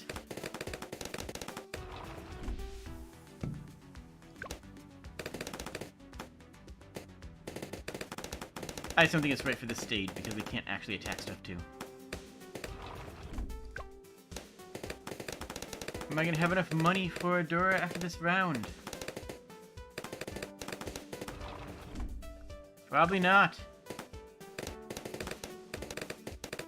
Because the heroes gain levels, you want them down as soon as possible. And Adora being a little bit more on the expensive side for a hero. Oh. Are we getting this? Are we getting this? Yes. We begin at once. Thank goodness. Oh, that was a near thing. Why does salad dressing have gallons of fat and nobody bats an eye, but when you eat a burger, they say it's the worst thing ever? The intersection of fat and carbs at the same time is bad.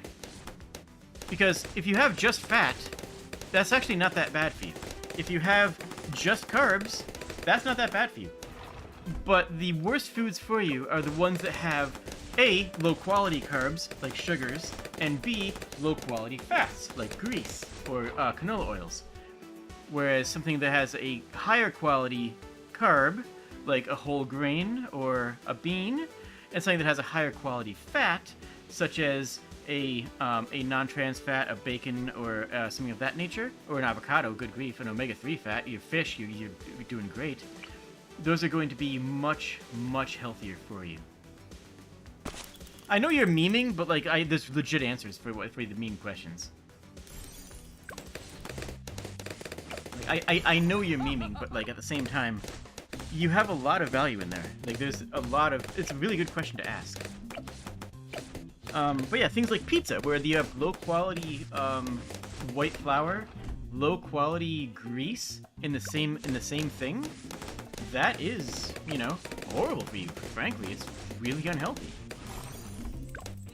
Whereas, you know, if you have like a good quality fish sandwich, it's like, yeah, that may have the same amount of grease and fat, but the different ingredients will be much more valuable to your body when you eat them.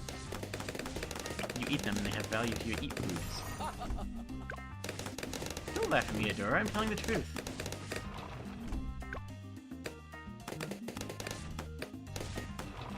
Alright, Suzuki. Yeah, not yet. Okay. Lead to Gold comes up next.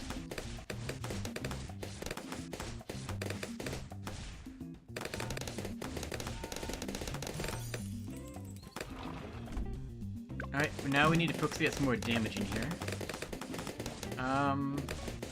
What does more damage look like for us right now?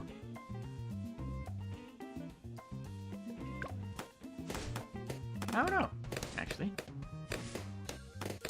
Well, I don't know. I guess we don't need the damage that badly right now. I guess the thing right now we need to do is get Economy rolling and Suzuki online. Those are the two most important things. I will drop a Spike Factory here, just to be on the good side of things.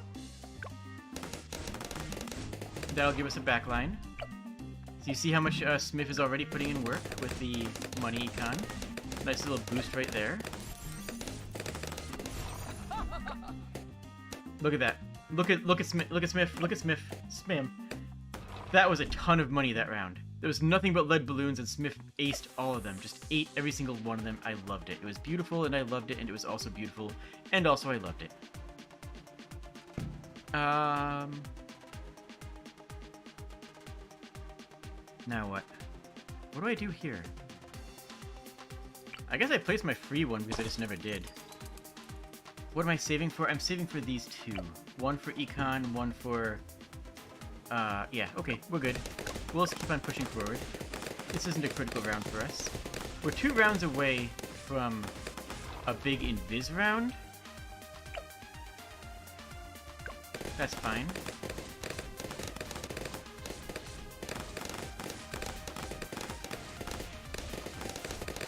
Yeah, next round is a big Invis round. So we put counter-espionage up. I think that might be enough. Oh, the balloon dropped some money! Aww! I'm so glad! Thank you so much for finding that for me, Vaporeon. Thank you. Alright, this is the Shinobi round, where Shinobi just solos the round.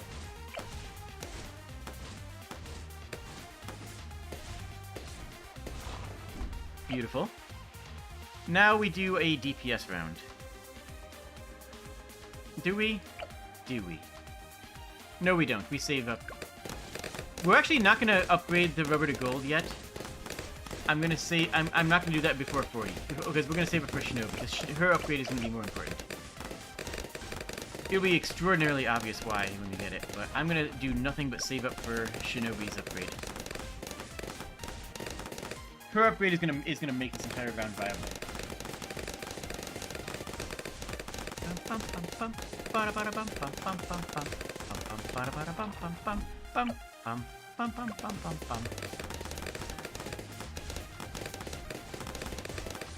Good. We don't even have invis detection on anything. Our only invis detection is that when Shinobi hits something, then... Alright, we need sticky bombs. If we get sticky bombs in the next 4 rounds, 1, 2, 3, 4, we win. Not right away, but like, you'll see how strong, or yeah, Suzuki, not Shinobi. Suzuki is gonna be crazy bonkers strong.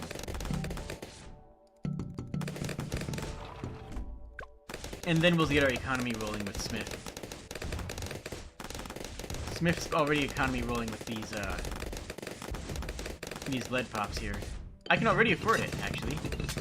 I can afford Suzuki's upgrade as soon as it's available.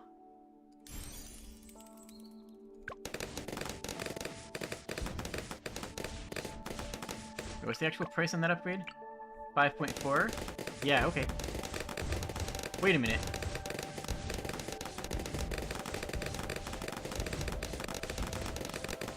Wait a minute. Are we not going to be able to... No! Oh no, we lose. We lose. We lose. We lose. Do we lose this? I think we lose this. Oh, I can't get to... Oh no. Oh no! Uh-oh. New plan. 4, 5, 6, 7, 8, 9. Nope, can't afford that one.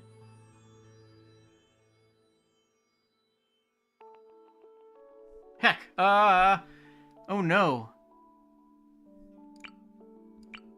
Alright, new plan is airstrip into fighter plane Dartstorm. And I hope that that's enough. Ready yourselves. It is. Okay, yeah, that's our contingency plan. Not what we wanted to do. We wanted Sticky Bomb, and we still want Sticky Bomb. But I miscounted. I just straight up miscounted the tiles.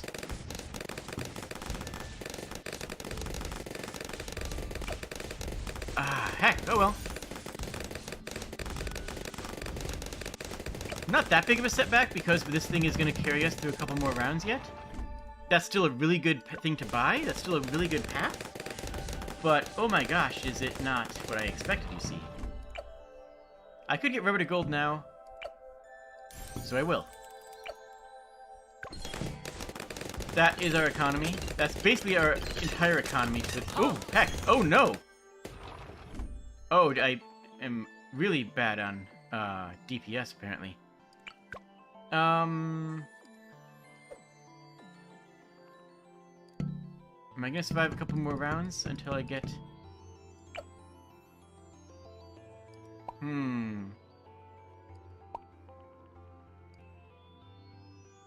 I need to upgrade Victor's DPS.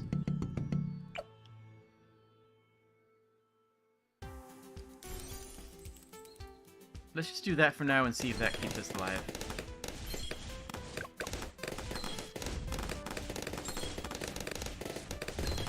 Like I said, this map is interesting. It's very different from what I'm used to working with. Hello, Mercy. Alright. I await the transformation. Honestly, same thing here. I await my transformation too. Alright, so what am I doing? What am I doing? What do I need? What are my hopes? What are my goals? What are my dreams? I do think a magic monkey here does a lot of work. And that would be good DPS. And we can... Actually, you know what? It's going to be a... This entire area is a kill line.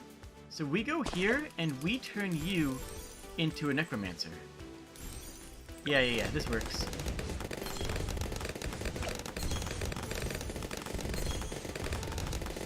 This will be very strong. This will be extremely useful.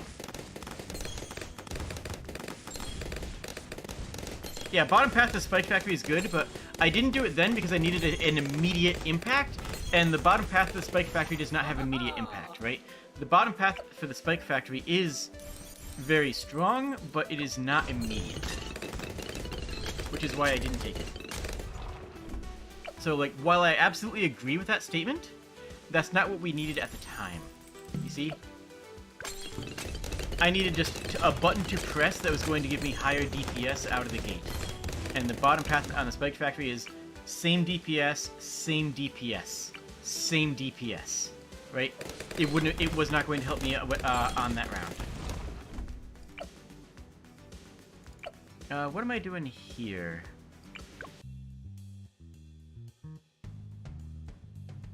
Is it Spy Plane? It might be Spy Plane. Yeah, why not? Why not? We'll go with that.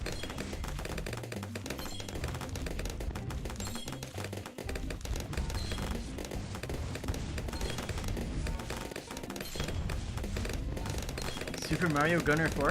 I've not heard of it.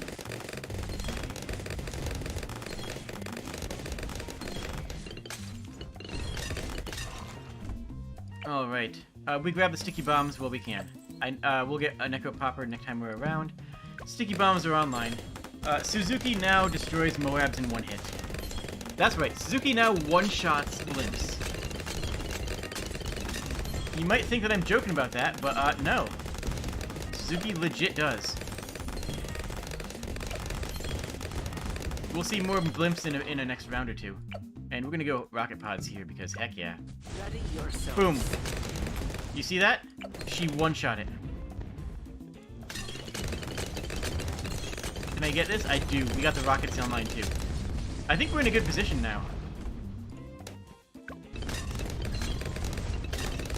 We have the constant flow of Necropop's balloons. We have the...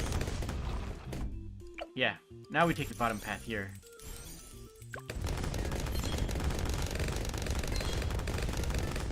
We have this wonderful kill line. The kill line feeds the Necromancer. We have Suzuki one-shotting every blimp that comes in. We could try to save for Prince of Darkness. That would be a good idea. This had better be worth it. Adora's just doing work. Like, she's just putting in hours, you know? We got our economy sorted out. It's actually a decent economy now. The Merlin is also removing all camouflage from every single balloon, so we have no more camo concerns.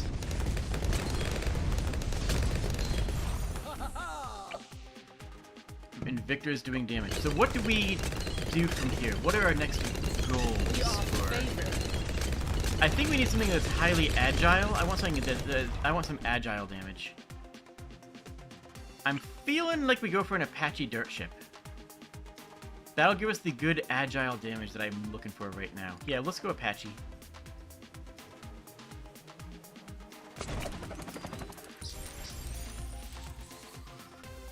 What's our secondary on this one? We don't really need IFR, so I guess we just go for all in on firing. Usually Apache wants the camo reveal, but we have this wonderful Necromancer that's removing camo from all of everything else. We can actually do full aggro Apache, which is not something you get to do very often. That's 21k. So basically we have two upgrades that require 20k plus. We have 20k on the Mage to get the upgrade. And we have 20k on the Apache dirt ship for the damage there. Even without it, they're going to be doing a ton of damage. Look at that. Look at those blimps just disappearing.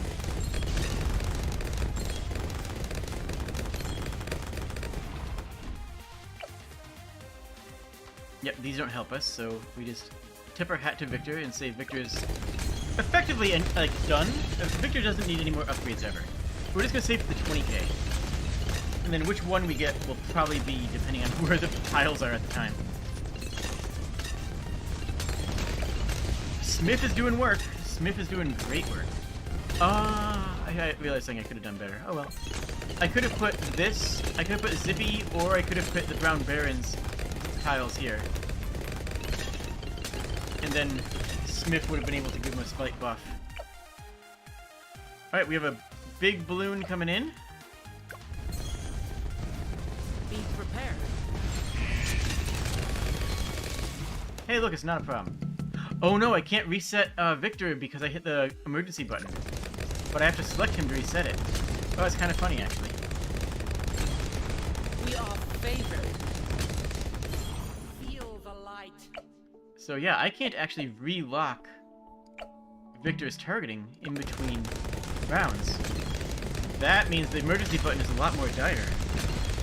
An ice tower could be good. You know, you're right. You're right. When you're right, you're right.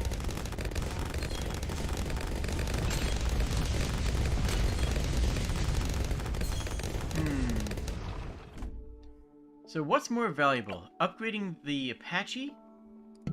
Or upgrade... I think it's going to be the Necromancer. I think the Necromancer is in the middle of such a big kill zone that they just are going to absolutely accelerate if we upgrade them to the final version.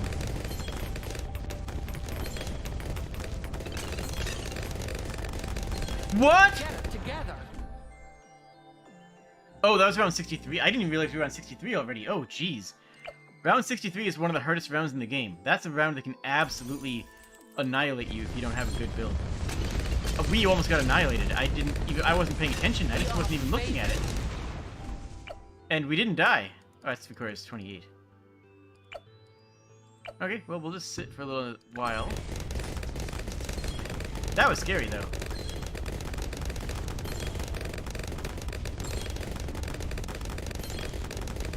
I had an ability I could have used that would have solved that problem, but, like, I didn't even realize it was a problem because I wasn't paying attention to the round numbers.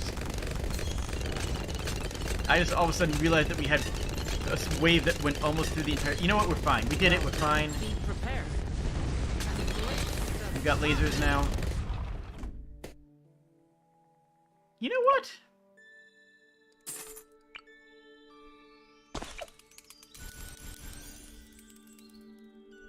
Let's make this a Ray of Doom. Let's make this a Plasma Beam. Yeah, there we go. We are favored. That's just... I know that was a really big pivot on how we're spending our money, but I think that's probably better.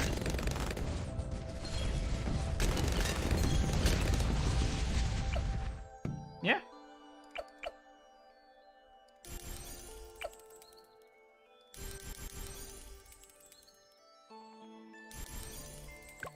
Sure. It's a change of our plans, but I think that's better.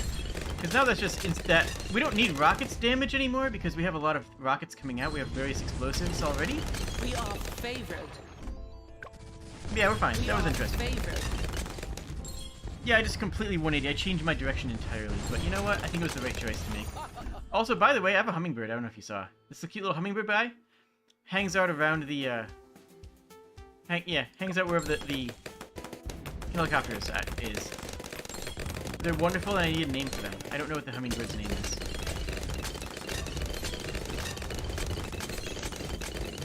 Look at him! He's flying around.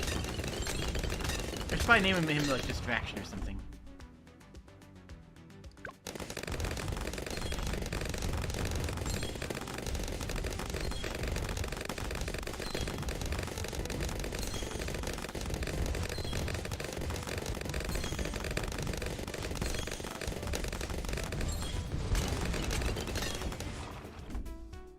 I love the hummingbirds so much.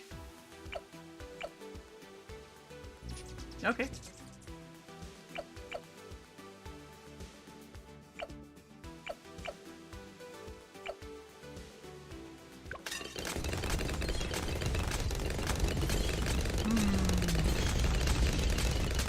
All must burn.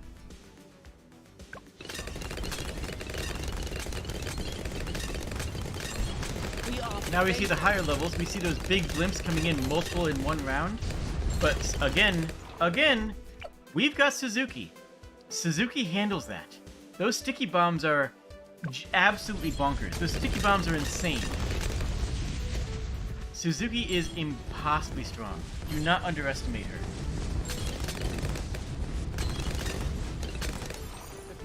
This is a good build. Honestly, we have a good build going on.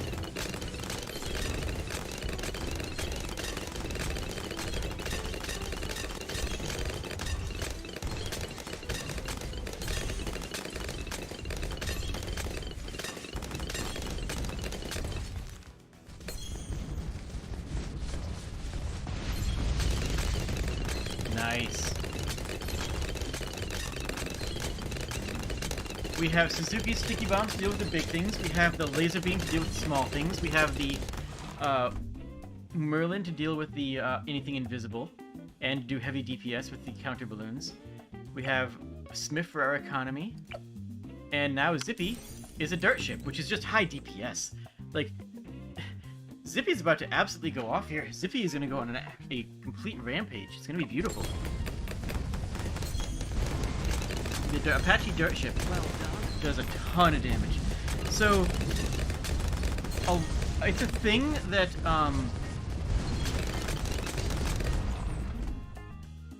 yeah, it's a thing that American helicopters are named after First Nations clans. And some people say, isn't that disrespectful? Naming, you know, it after them. And, but I grow restless. the rationale is respectful behind it. These are highly mobile, highly accurate, highly skilled battlefield actors who can get jobs done where nobody else could possibly even imagine accessing. It's not done out of, you know, oh, the strong tomahawks hit hard. No, this is a type of combat that we could not have learned without the later help of the indigenous peoples. It's like, yeah, okay. When you put it like that, and recognize that it is actually respectful, then I don't see a problem with it. Some people may still see a problem with it, and I'm curious if anyone here has thoughts on it. Do I want an artillery battery?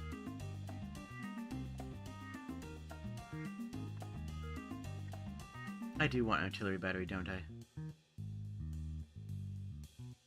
Yeah.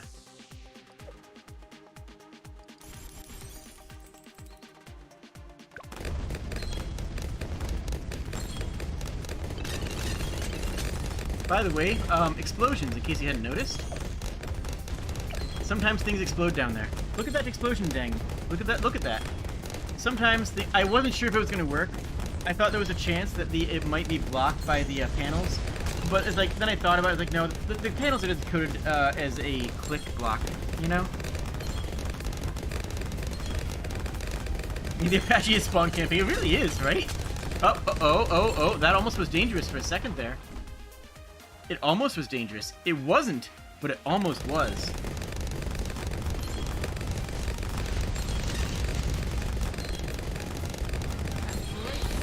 We got beams. We also have a thing to double the attack speed of the mortars.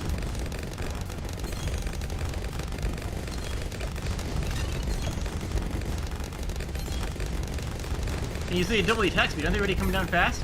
Yeah, that's fast. That's what a fast mortar looks like. Feel the light. Final boss time. Let's go. Feel the light. Ready the force of the sun. Easy game, easy life. Beautiful work. Let's keep on going here. Let's free play this and see if we can hit 100.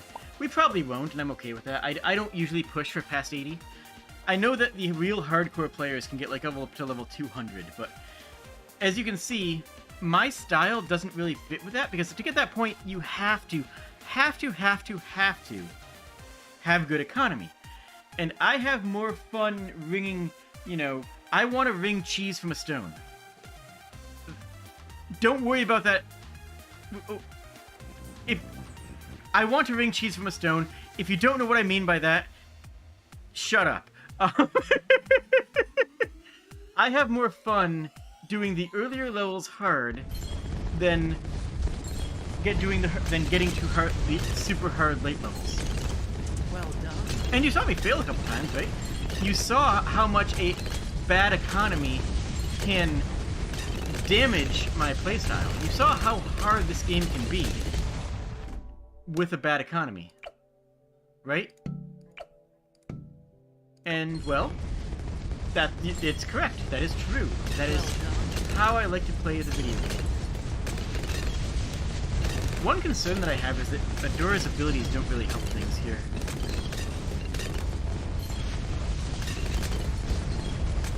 The next upgrade is going to be the upgrade to the... There we go. Next upgrade is going to be to the Magic Monkey. This is the point in the game where I should have 20 merchant ships, or I should have, like, 3 IMF loan banks, or I should have, like, a recursive amount of farms, right? We are favored. This is the point in the game where the game expects me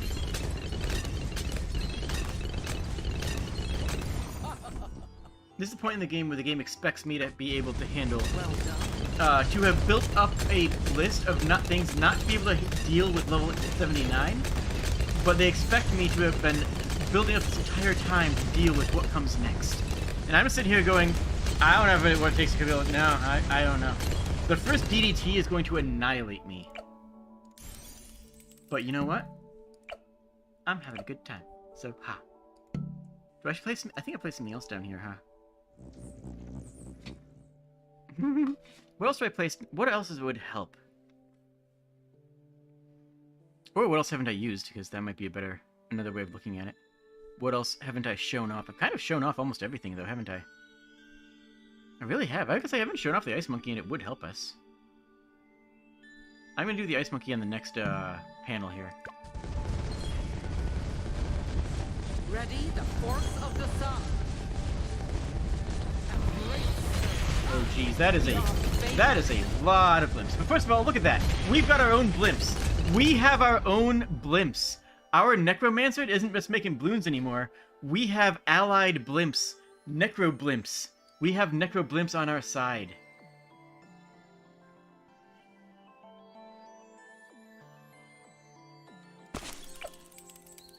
Alright, so what do we do with this? I want Icicle Impale.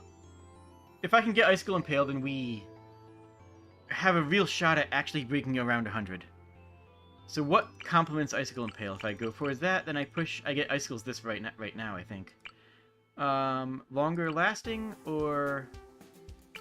Camo and lead are not a problem, because lead will never make it to him, and camo will never... will already be stripped. Moving slowly. I guess that's not bad. Or we just freeze for longer. I think the slow might actually be more valuable. Either ways, grab the slow, and then we save it for 32k to get the Icicle Impale, which we might get. Who knows? Could happen. Well done. Look at this. Look at these blimps. Look at the absolute blimptacularness of this. He's so strong. He's so strong right now. And you can rush that. You can actually rush the undead, dude. Oh, and by the way, the blimps are necrotic. They do damage every frame that they are touching enemy balloons. It's not just... I know you're not seeing them explode. You're not seeing, like, the little fancy particle effects. No. Their existence exudes damage. It's actually brutal. We are favored.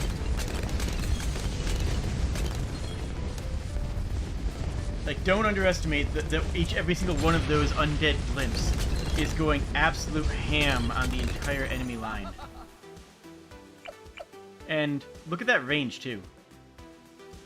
Plus, we got Suzuki still rocking out. Plus, we got a Dora here who's very high level. We are favored. And we're about to hit DDTs. What is a DDT, you might ask? DDT is how you lose Bloons. I don't think I've ever run into a late game situation where a DDT wasn't what caused me. What is a DDT, you ask? It's like a Moab crossed with a pink camo lead balloon in all the bad ways. It's lightning fast, it's camo, it's lead, it's a blimp that's camo. It's a flying camo. Look, we're about to lose the game is what I'm saying. We're about to get utterly, completely annihilated. I'm gonna hit the button. I'm gonna go slow mode. We're going slow mode, see? Look, where there's little slow modes, you can relax. See what's going on. So you can just appreciate the first DDT coming in and erasing me from existence. Oh, okay. Oh, wow. We actually dealt with those. Those were actually handled. Never mind. We're gods. We're amazing. We're the best at the game. Why did we handle that quickly? We are favored. I don't know. They should not have died that quickly. Oh my goodness. Is Suzuki that good? Is Suzuki that strong already? Well done. A DDT is a wrestling move? Really? Huh. I only know it from Bloons. haven't followed wrestling in a very long time. Okay, we need to upgrade... Feel the sun's power. Oh, I think we actually have to upgrade the Ice Monkey next round. Oh, that's clutch. We are favored to be prepared. Can the top path of the ship beat him using its ability? It's the middle path. It's the middle path of the ship. It's the Pirate Lord path. And I think so. Okay, artillery battery is not actually useful anymore. We're getting rid of Pillsby and upgrading to the Icicle Impale. Well, we can. We will add an artillery battery later on for another different use.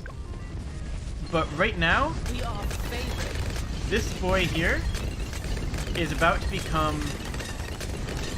MVP. Because he is freezing and slowing the biggest things on the board. He is freezing the giant blimps and doing 1 billion damage to all of them. And holding them in lockdown.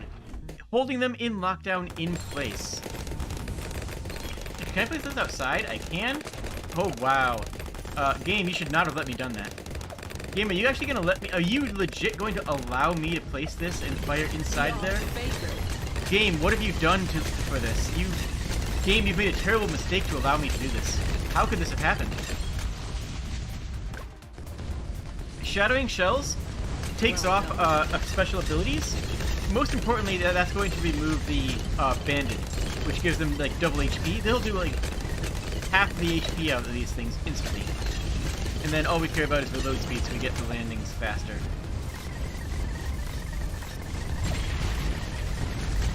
Oh yeah, we hit level 100 here. We hit level 100 easy. A DDT is when you wrestle a guy and slam their head into the wrestling mat. Your favorite one is a Cyclone DDT where you spin around and use their momentum? Huh. Look, I have not followed wrestling since it was actually called the WWF. I haven't followed wrestling since I was younger, much younger. But that is despite being trained and certified in unarmed combat for stage combat. I actually have more certifications than most of the professional wrestlers have. They're better at it. So I'm not saying I'm better at it than them or saying anything stupid like that. No. I just think it's funny that they don't require certifications. I think it's actually unfortunate that they don't require certifications. Because, well, they should be getting better, better pay and better recognition for their work, frankly. We are favored. I got papers? I do! Yeah, no, I mean, I have mentioned it before. I am, a stage combat, ooh, there's level 100. There's the big blimp. We need abilities off this one. Feel the light.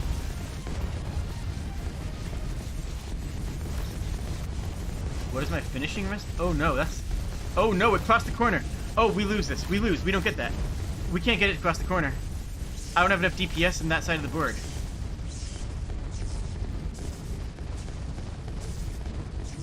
Nope, we lose that. That's game. Okay. Wow.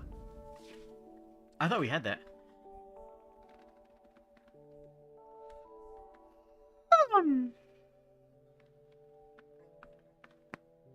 Big kobold stretch. Okay. I think I'm going to call the stream here, because that's a good battle to end the stream on. It was just the DDTs. The DDTs ended us. I haven't actually done any of the collection event yet.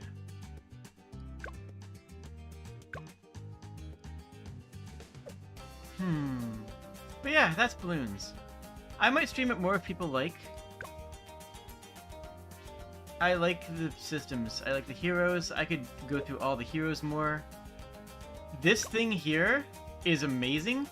What this does is you have 3, 4, or 5 islands, and you have to pick your crew. This particular one...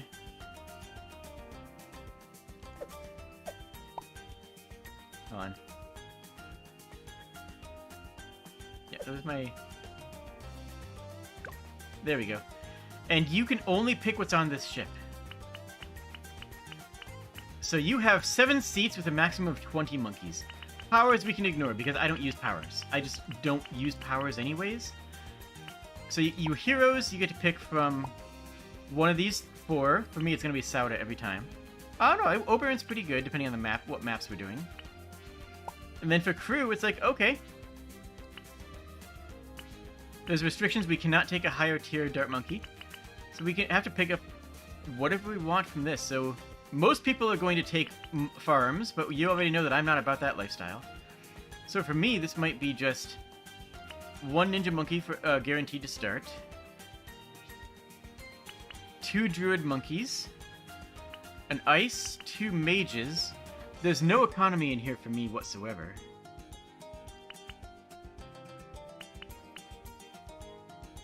Actually, that's... this one's more restrictive than most. Usually I would take a Sniper economy, or I would take a Alchemist economy. Or just merchant ships. I guess this one I would probably have to take that for econ.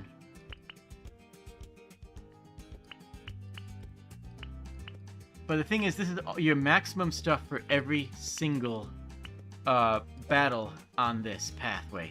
So if we want to do all 4 of these fights, it's like, okay, that set that we have must last us the entire time. Must last us the entire run. From Tree Stump, Medium Standard, easy. Medium Deflation, a lot harder. Covered Garden, medium in hard... Alternate Bloon Rounds is basically hard mode. It's not hard. Hard is already used to mean you go to level 8, round 80. Alternate Bloon Rounds means all the rounds are harder. Every single round is actually increased in potency. And then hard with half cash, selling disabled. I would need to use the same crew to get through all 4 of these islands. I like that style, I really do, but I'm not gonna do it tonight because I'm not gonna, I'm sick.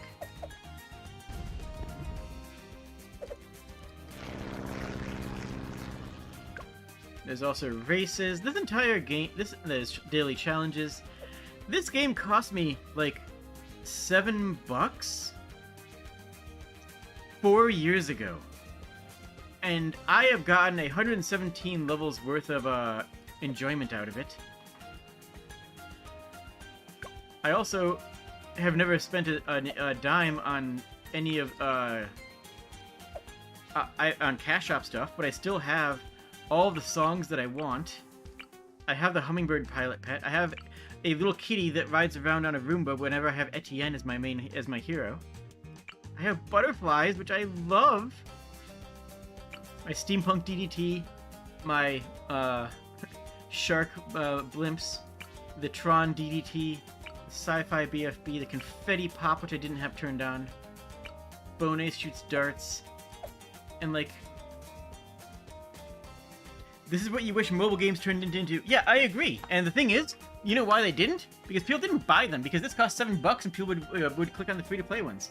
I mean, that's on people. If people get what people deserve, right? You know, if people want to play the free ones that require you to spend $1 million, then do it. But the fact that this exists means that there still is a mobile market out there that is, you know, viable. You can buy Final Fantasy VI for your phone. I've played the phone version of Final Fantasy VI. I enjoyed it. It's not the best port in the world, but you know what? It's fine. Like, you can get, you know, Final Fantasy Tactics for your phone. You can get, like, old some of the retro Dragon Quest games on your phone. And you know what? Being able to quick save and turn your phone off means that you can load up your phone, play a couple rounds, or do a couple of combat encounters, or do part of a dungeon on your phone, and like play an RPG on your phone. Like the old hardcore games work well as casual games because of the mobility of it. Actually, I need to farm more trophies. I like the Ace Dragonfly. So I have the Hummingbird. Dragonfly would be nice. Mountain Oberon only. Let's see, are any of these other ones things that I might want? Oberon Ghost Wolf? That looks adorable, I love it. Yeah, mobile games are fine. The thing is that mobile games that people know about are the trash ones. You know, don't look at the popular mobile games. Look at the possibility of what could exist in the mobile game market. Because a lot of it does, you know? Don't pick up your cookie clicker and your Candy Crush games. Pick up the games for the phones that are what you want to play, because I assure you that they exist. People just take the easy way out, and the easy way out, well, it still exists, and it's actually okay for it to exist. Don't buy a waifu. Fair, yeah, honestly, yeah. Vampire Hunter Engineer? Actually, that sounds awesome.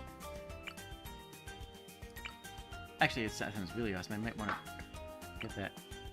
Ghost Effects upgrade is not limited, so no FOMO there. Ninja Kiwi Pet. I love it. Yeah, I need some more of these.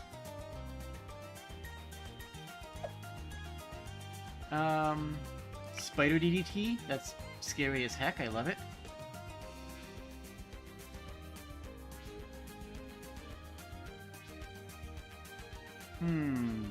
The whale bad.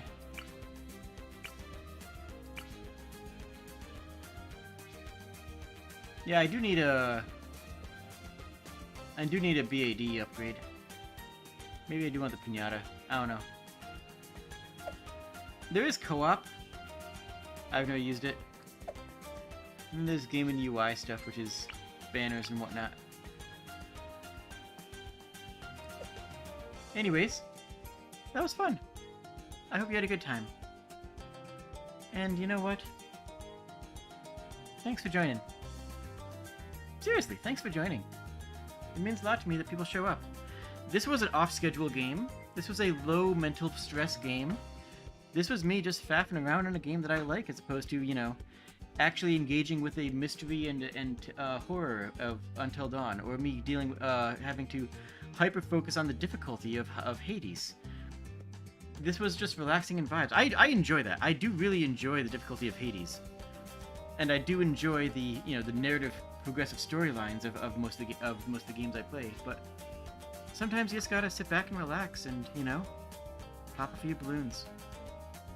Sometimes that's just what you need. Like the video. Good night, friends.